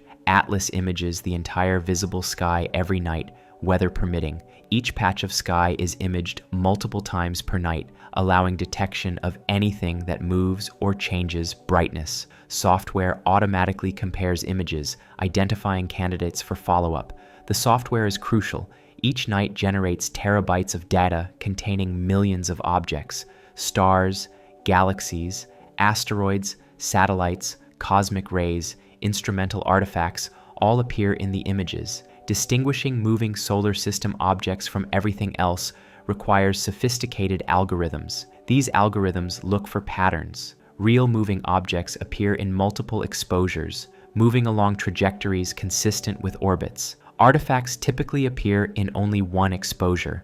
Cosmic rays create bright spots but don't move consistently. Stars and galaxies remain fixed while asteroids drift slowly across the field. When the software identifies a candidate, it flags it for human review. Astronomers examine the images, verify the detection is real, and if interesting, request follow-up observations from other telescopes. For 3 IATLAS, the preliminary orbit calculation immediately showed something unusual, triggering alerts to the global astronomical community. Within hours, telescopes worldwide were targeting the object. This rapid response is enabled by the Minor Planet Center, which collects observations from all observers and computes orbits. When something unusual appears, The MPC disseminates alerts, and the community responds. This infrastructure, built over decades, enables the discovery and characterization of interstellar visitors. No single telescope or organization could do it alone.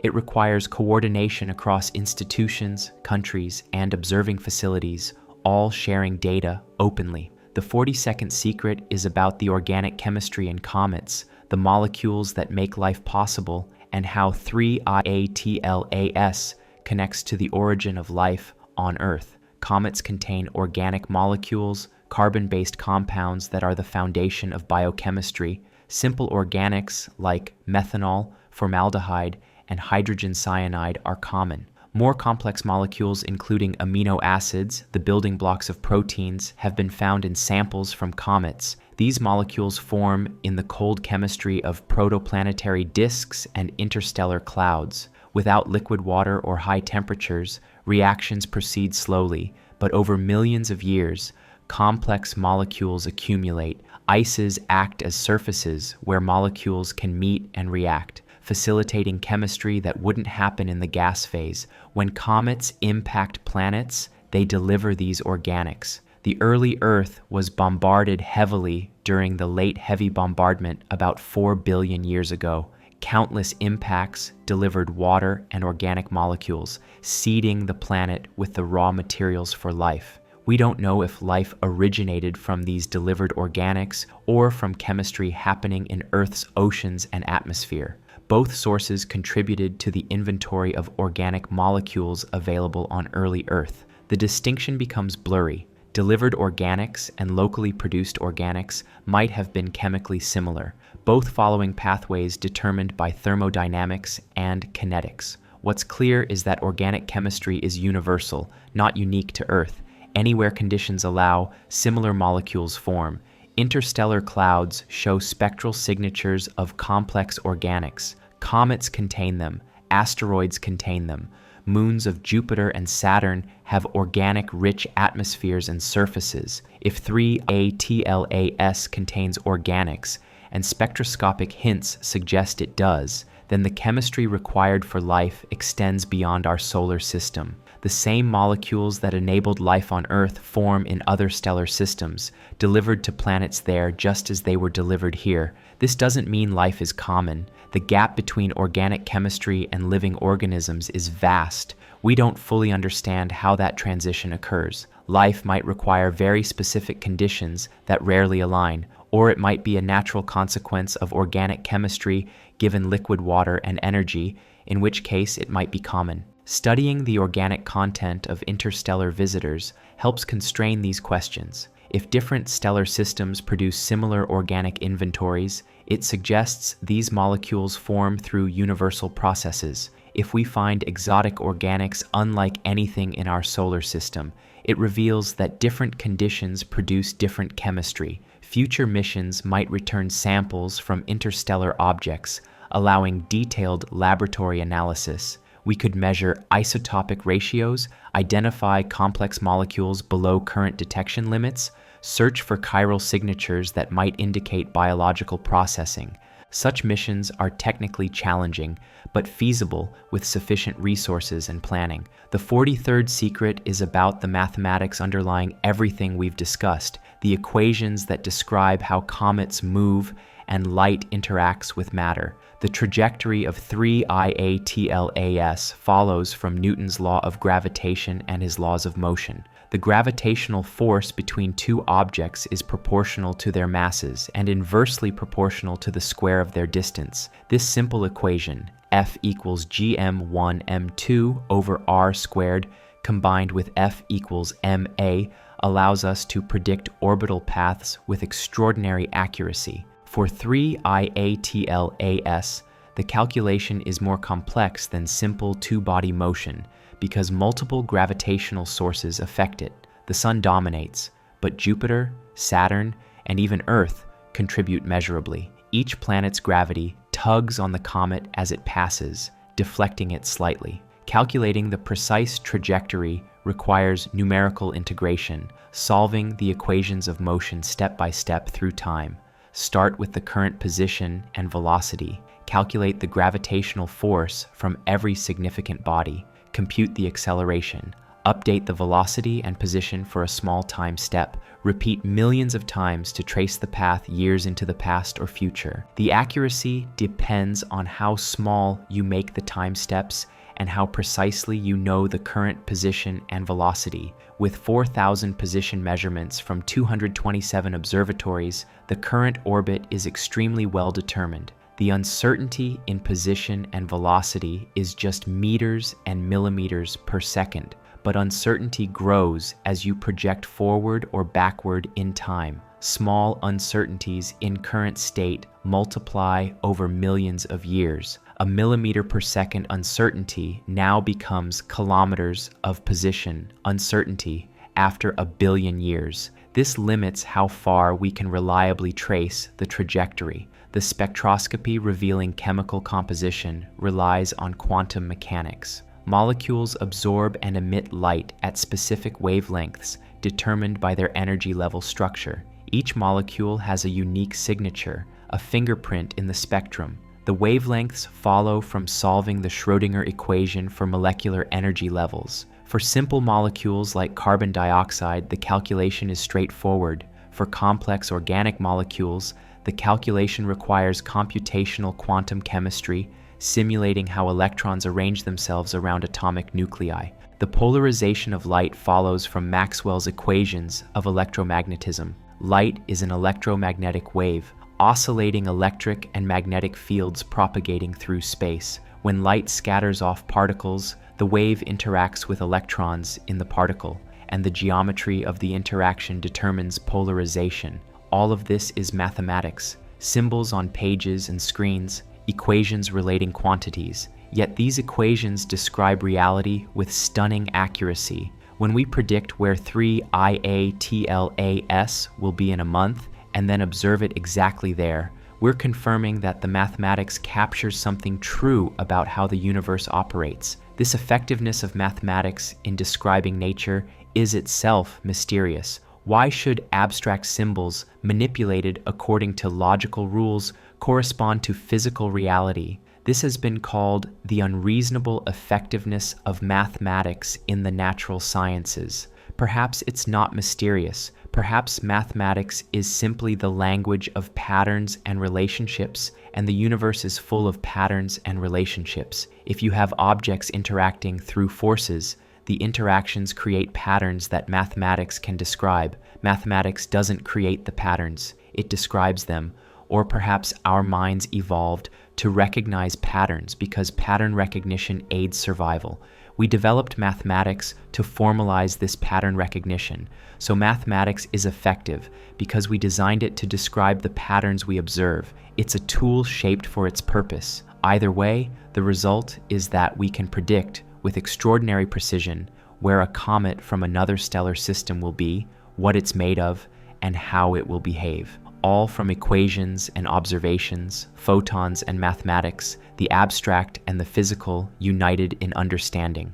The 44th secret is about dreams, not the nighttime variety, but the aspirations that drive us to explore and understand. Why do humans care about interstellar visitors? They pose no threat. They offer no resources we could exploit with current technology. Understanding them doesn't cure diseases or solve immediate problems. Yet we invest millions in telescopes, in observing time, in analysis, and publication. The motivation is curiosity, the drive to understand our cosmic context. We want to know where we came from, whether we're alone, what else exists beyond our immediate environment. These questions may not have practical applications, but they're fundamental to how we understand ourselves. This is uniquely human, or at least unique to intelligent consciousness. A lion doesn't wonder about the nature of stars. A dolphin doesn't contemplate other stellar systems.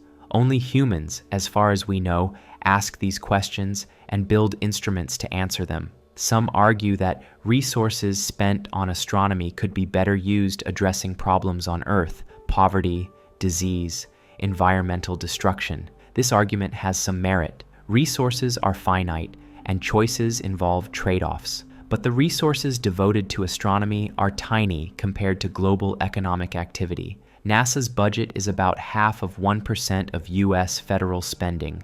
Worldwide astronomy spending is perhaps a few $billions per year, less than is spent on video games or soft drinks, and the returns are significant, though often indirect. Technology developed for astronomy finds applications elsewhere. The CCD cameras in your phone descended from astronomical detectors. Signal processing techniques for cleaning noisy data have medical and engineering applications. Materials science advances for telescope mirrors benefit other industries. Beyond tangible returns, astronomy provides perspective. It reminds us that our problems, however significant they seem, occur in a vast universe that's been evolving for billions of years and will continue long after we're gone. This perspective can be humbling, encouraging us to cooperate rather than fight, to preserve rather than destroy. It also inspires. Children who learn about interstellar visitors might become scientists or engineers, solving problems we haven't yet imagined. The inspiration isn't limited to science.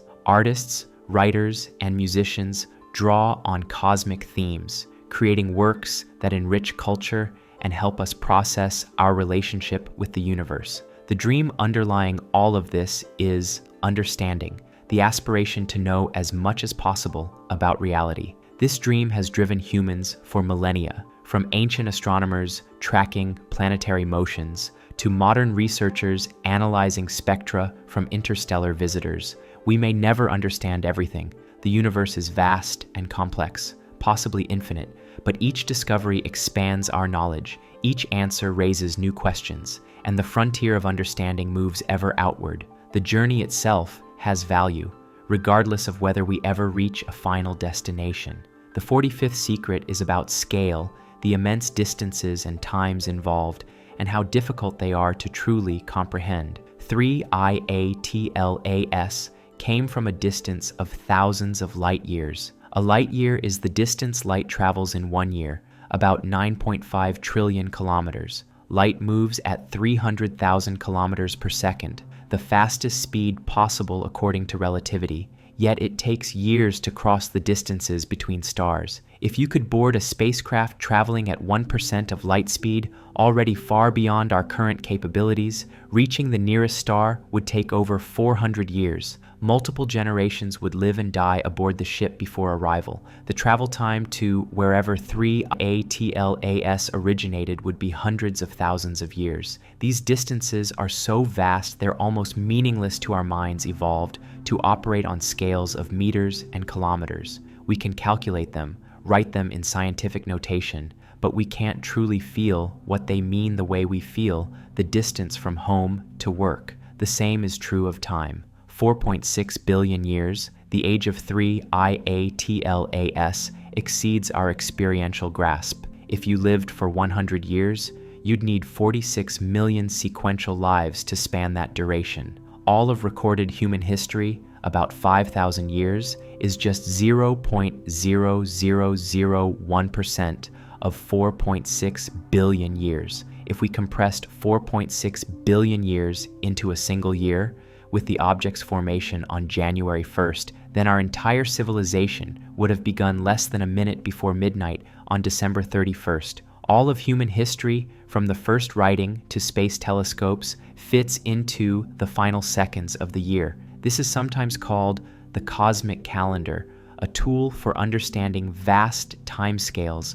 by mapping them to familiar durations. It makes the numbers more graspable, but it also emphasizes how briefly we've existed and how vast the preceding history was. The universe is 13.8 billion years old. If we map that to a calendar year, the Big Bang occurs at the first instant of January 1st. The Milky Way forms in March. The solar system and Earth form in September. Life appears in late September.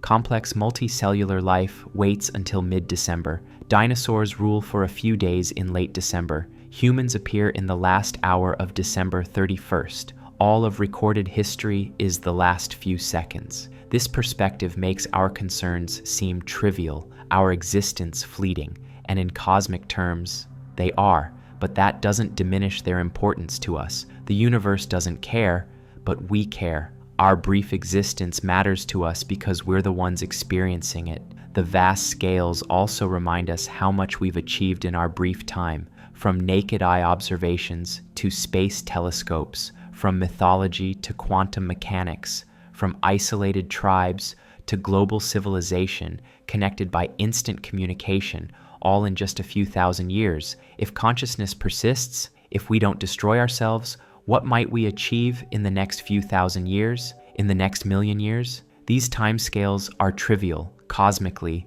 but immense in terms of potential development. Perhaps future humans, or our descendants in whatever form they take, will travel to other stars, establishing presence across the galaxy. Perhaps they'll encounter objects like 3IATLAS routinely, capturing them for study or resource extraction. Perhaps they'll even find it again, identifying it as the object their distant ancestors observed in 2025. Or perhaps consciousness is rare and brief, and we're alone, the only observers in vast regions of space and time. In that case, our observations of 3IATLAS might be unique, the only time this object's properties were measured and understood. We don't know which scenario is true.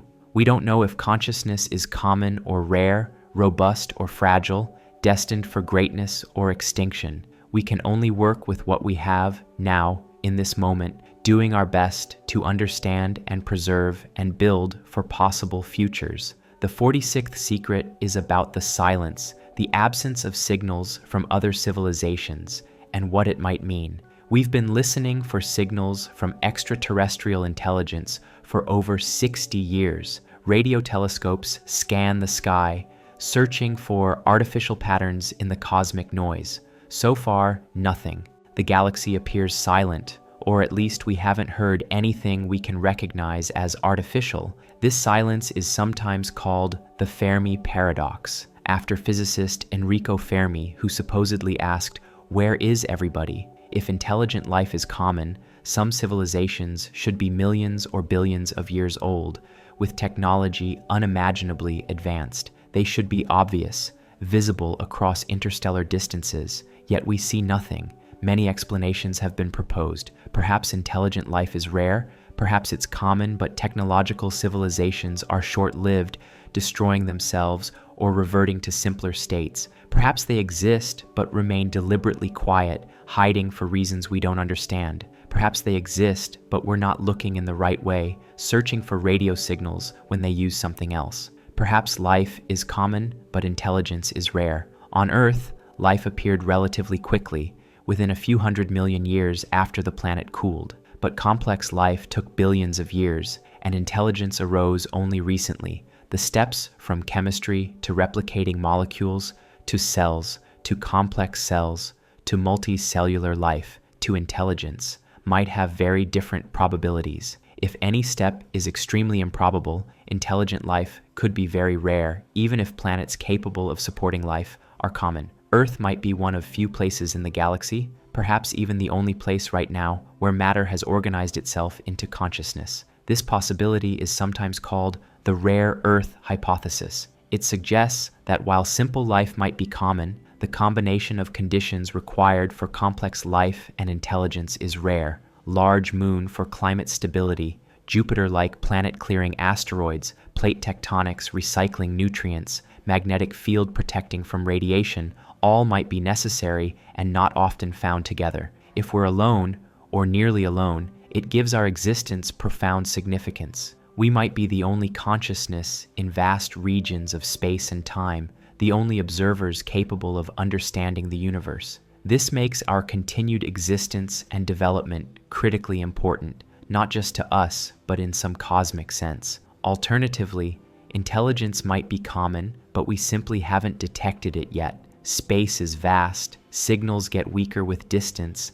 and we've only searched a tiny fraction of possible targets at a narrow range of frequencies. Finding a signal might require decades or centuries of searching, or it might require looking in ways we haven't yet tried. Or perhaps advanced civilizations don't use electromagnetic signals for communication. Perhaps they use neutrinos, gravitational waves, or something we haven't discovered yet. Perhaps they communicate through means we can't even imagine. and our searches are like a person searching for email by waving flags. The detection of interstellar objects doesn't directly address the Fermi paradox, but it's relevant. These objects show that matter moves between stellar systems. If life originated in one system, it could potentially seed others through panspermia, spreading via objects like 3IATLAS. This doesn't solve the paradox, but adds complexity to thinking about how life might distribute itself across the galaxy.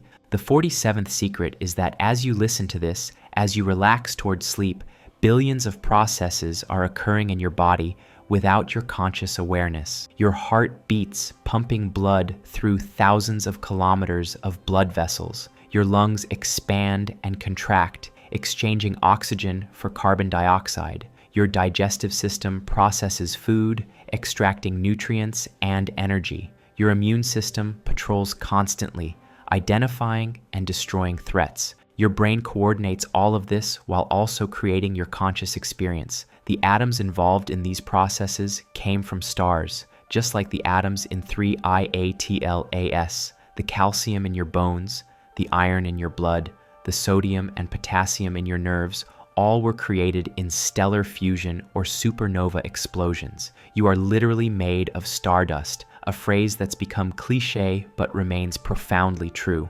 Those atoms have been recycled through multiple generations of stars and planets. They've existed for billions of years before becoming part of you. They've been hot gas in stellar interiors, dust in molecular clouds, parts of asteroids and planets, parts of other organisms over Earth's history. After you die, they'll continue.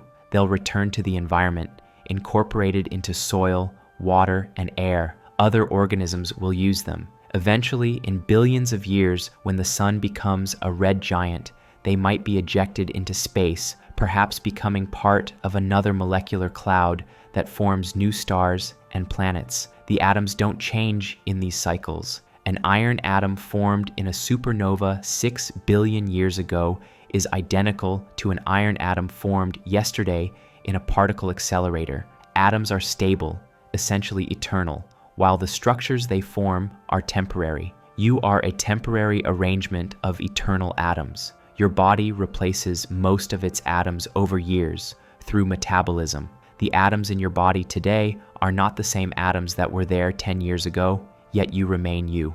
Your identity is the pattern, the information, not the specific atoms. This is true of everything.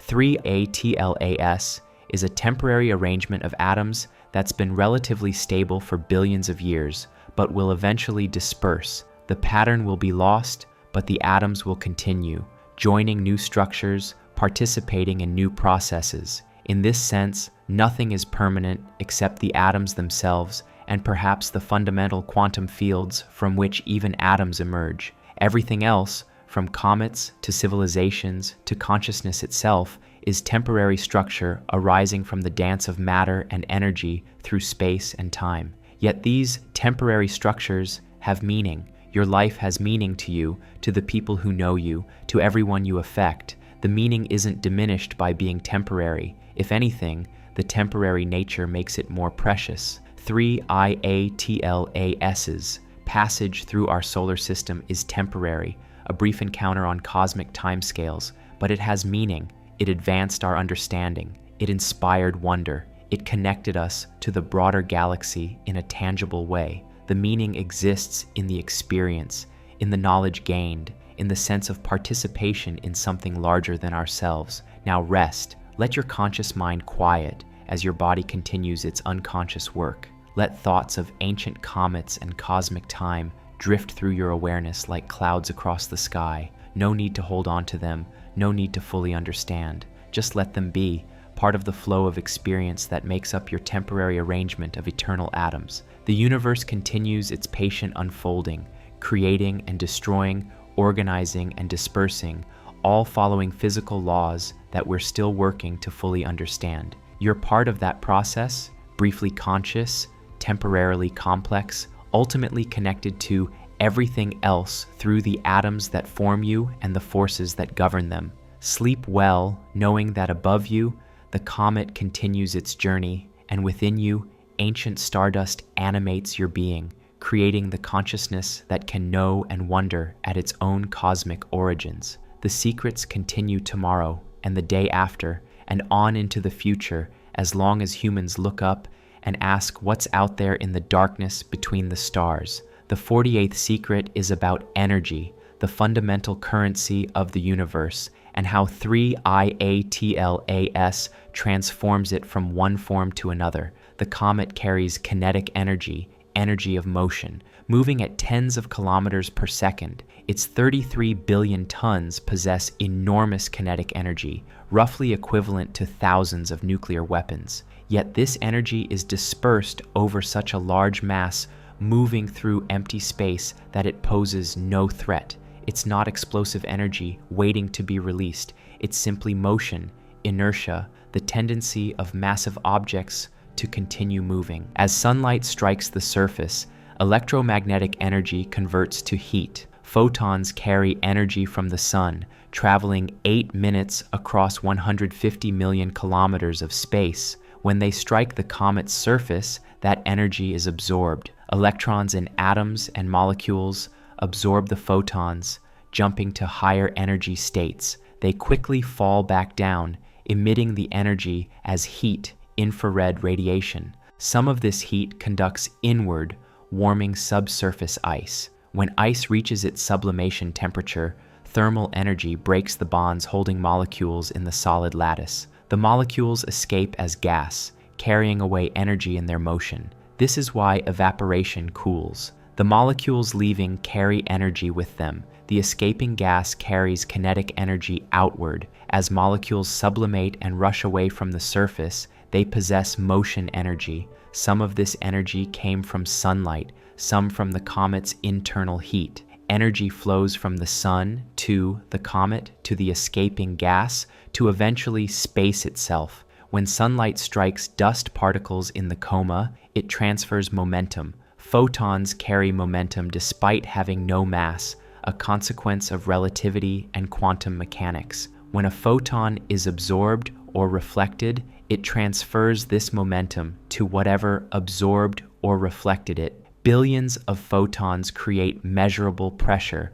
pushing dust grains outward. This radiation pressure is weak by everyday standards, but significant over time and distance. It's what creates the dust tail, pushing smaller particles into long, curved streams extending millions of kilometers. The force is gentle but persistent, operating continuously as long as sunlight shines on the dust. Chemical energy is stored in molecular bonds. When molecules break apart or recombine, energy is released or absorbed. The organic molecules in 3ATLAS contain chemical energy, bonds between atoms that store energy from the environment where they formed. When these molecules eventually break down, that energy releases. Gravitational potential energy changes as the comet moves through the solar system's gravity well. Falling toward the sun from the outer solar system, it gains speed, kinetic energy increasing, while gravitational potential energy decreases. Climbing back out after perihelion, the reverse occurs. All of these energy transformations follow the first law of thermodynamics. Energy is conserved. It changes form, but never disappears. The total energy in an isolated system remains constant. The comet, the sun, the escaping gas, the radiation, all participate in this endless transformation of energy from form to form. The second law of thermodynamics says entropy increases. Systems become more disordered over time. The organized structure of the comet slowly degrades. Ice sublimates into dispersed gas. Dust scatters into space. Information is lost. The comet is a temporary island of order in the universe's gradual slide toward maximum entropy. Yet consciousness seems to violate this trend. Your brain is highly organized, creating patterns, storing information, generating order from disorder. But this doesn't violate the second law because your brain isn't isolated. It consumes energy from food, which came from sunlight captured by plants, ultimately from nuclear fusion in the sun. The overall entropy increases even as local pockets of order form temporarily. The 49th secret is about the interstellar medium itself, the space between stars through which 3 IATLAS traveled for billions of years. Interstellar space is not empty. It contains gas, mostly hydrogen, at an average density of about 1 atom per cubic centimeter. This is far emptier than any vacuum we can create on Earth, but it's not nothing. Over vast distances, this tenuous gas affects objects passing through it. The gas is not uniformly distributed. Molecular clouds are dense regions where star formation occurs, with densities reaching thousands or even millions of atoms per cubic centimeter. Between the clouds are voids, regions even emptier than the average. 3 IATLAS pass through varying densities during its journey. Dust grains float in the interstellar medium, tiny particles typically smaller than a micrometer. These grains form in the atmospheres of dying stars and in supernova ejecta. They consist of silicates, graphite, ices, and complex organic compounds. Over time, they accumulate in clouds, eventually participating in new star and planet formation. When 3 IATLAS traveled through denser regions, these dust grains occasionally struck its surface. Each impact was tiny, transferring minimal energy, but over millions of years, countless impacts eroded the surface slowly. Material sputtered away, atom by atom, modified chemically by the energy of impacts. The interstellar medium also contains cosmic rays, high-energy particles accelerated to nearly light speed by supernova shock waves and other energetic processes. These particles are mostly protons, but include heavier nuclei and electrons. When they strike solid surfaces, they penetrate deeply, creating damage and chemical changes. Over 4.6 billion years, cosmic ray bombardment created a radiation-processed layer on 3 IATLAS's surface. This layer might be meters thick, chemically altered, different from the pristine material underneath. This processing might explain some of the unusual chemistry we observe. The interstellar medium also has a magnetic field, weak but present, woven through the galaxy by rotation and by the motion of charged particles. This field doesn't directly affect neutral comets, but it shapes the paths of cosmic rays and the distribution of ionized gas. Between the stars, temperature is measured in two ways: kinetic temperature, related to the speed of particles, and radiation temperature, related to the background light. The kinetic temperature varies from 10 Kelvin in cold molecular clouds to millions of Kelvin in hot bubbles blown by supernovae, but the density is so low that heat transfer is negligible. An object in interstellar space radiates away its heat, cooling to just a few degrees above absolute zero. At this temperature, only the most volatile materials remain gaseous. Even carbon dioxide freezes solid. Water ice is stable for billions of years. The comet's surface, far from any star, reached thermal equilibrium with the cosmic microwave background, the faint afterglow of the Big Bang, at about 2.7 Kelvin. In this frozen state, chemical processes nearly stop. There's no liquid water for reactions, no significant heat to break bonds. The comet was essentially dormant, preserved in deep freeze, waiting for the day it would again approach a star and awaken. The 50th secret concerns the psychological impact of contemplating these cosmic scales and processes and what it does to our sense of self. When you really absorb the idea that you're made of atoms forged in stars, that you're related through physics and chemistry to everything else in the universe, that the same forces govern your body and distant comets, something shifts in perspective. The boundary between self and universe becomes less clear. This can be disconcerting. We're used to feeling separate, distinct, individual. Our skin seems like a boundary between us and not us, but atoms flow across that boundary constantly. You breathe in air, oxygen enters your blood, carbon dioxide exits. You drink water, it becomes part of you, then you excrete it. You eat food, its molecules become your molecules. At what point does something stop being not you and become you? When you eat an apple, the atoms in the apple are not you.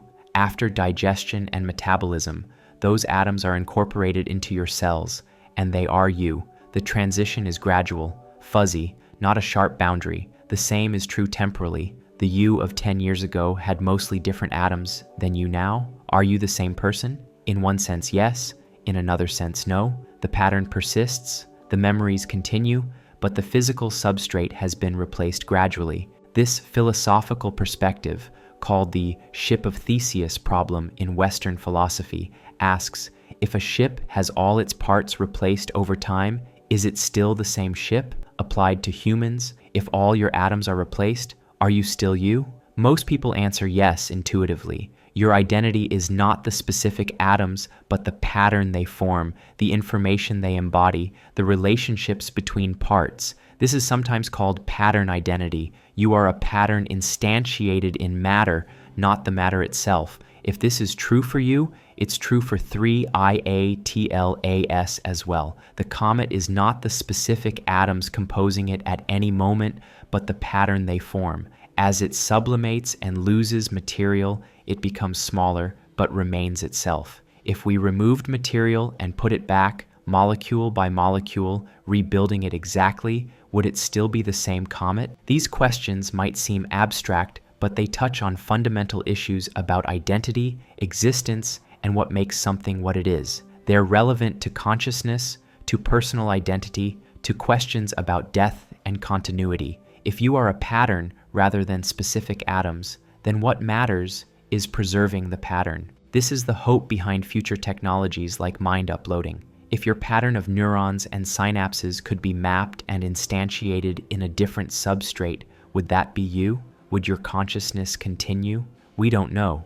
Consciousness remains deeply mysterious despite advances in neuroscience. We don't understand how subjective experience arises from physical processes. This is sometimes called the hard problem of consciousness, distinguishing it from easier problems like how the brain processes information or controls behavior. For now, you're instantiated in biological neurons, firing electrochemically, creating the experience of listening to these words, feeling your body relax, thinking these thoughts. That experience is real to you, whatever its ultimate physical basis. The 51st secret is about the naming of things and how the simple designation 3IATLAS carries within it history and meaning.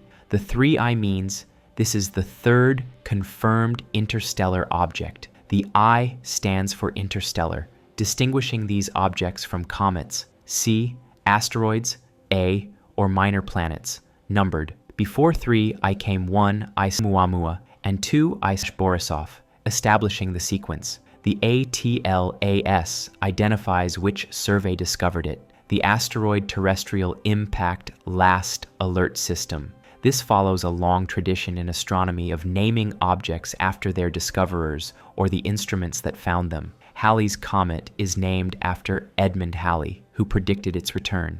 Comet Hale-Bopp after Alan Hale and Thomas Bopp, who independently discovered it. But names are more than labels. They carry connotations and associations. Atlas evokes the Titan from Greek mythology who held up the sky, suggesting strength and endurance, appropriate perhaps for an object that has journeyed through space for billions of years. Oumuamua, the first interstellar visitor, has a different kind of name. It's a Hawaiian word meaning scout or messenger from the distant past. The Pan-STARRS telescope that discovered it operates in Hawaii, and the Hawaiian astronomical community was consulted on naming. The name beautifully captures what the object represents: a messenger from deep time, a scout from another stellar system.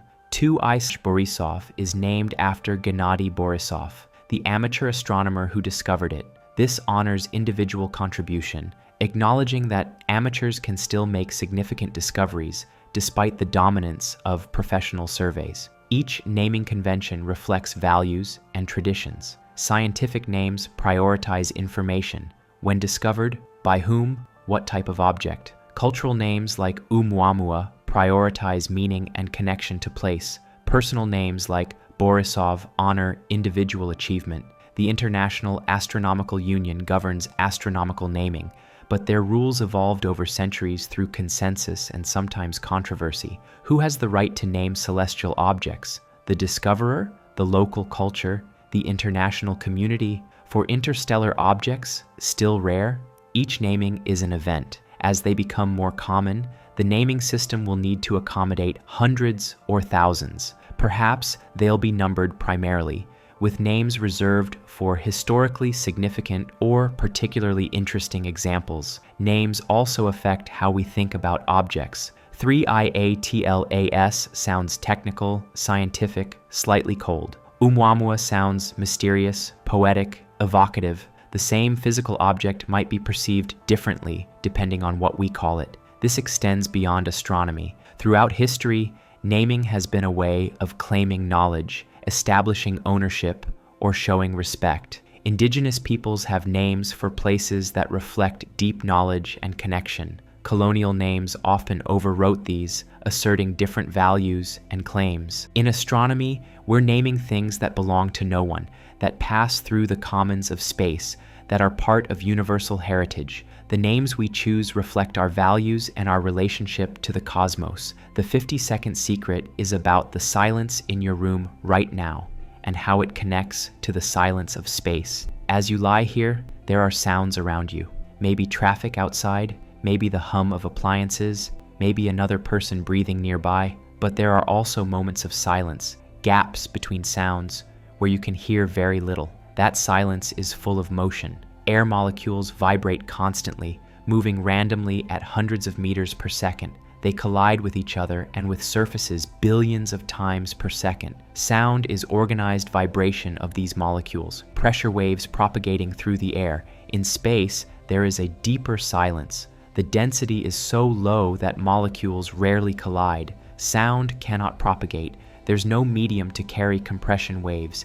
If you could somehow survive in space and someone shouted next to you, you'd hear nothing. This silence is profound. No wind, no thunder, no voices, no music. Events that would be deafeningly loud on Earth occur in perfect silence in space. Supernova explosions, releasing more energy than the sun emits in its entire lifetime, happen silently. Collisions between asteroids, shattering rock and melting metal, make no sound. 3IATLAS travels through this silence. Its journey of billions of years has been utterly quiet. No sound as ice sublimates, no noise as dust escapes, no sonic boom as it enters the solar system. In space, the most energetic events proceed in silence, yet space is not empty of vibration. Electromagnetic waves propagate through the vacuum, carrying energy and information. Light, radio waves, X-rays, all are vibrations of electromagnetic fields. These sounds of space require instruments to detect, translated to human perceivable frequencies. Some spacecraft data is sonified, converted to sound to help scientists identify patterns. The sounds of Jupiter's magnetosphere, of solar wind particles, of cosmic ray impacts, all are translations of electromagnetic or particle data into audio frequencies. They're not sounds in the usual sense,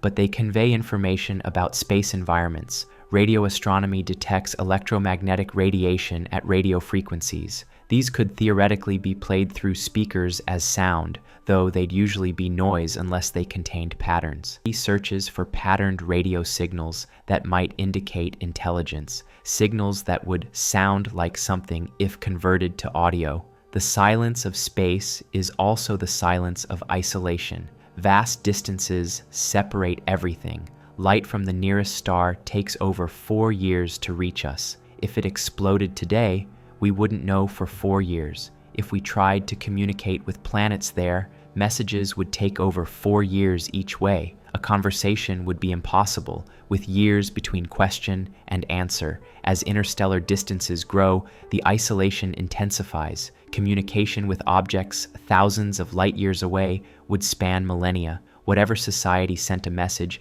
might be extinct before a reply arrives. The silence is not just absence of sound, but absence of timely communication enforced by the vast gulfs between stars and the finite speed of light.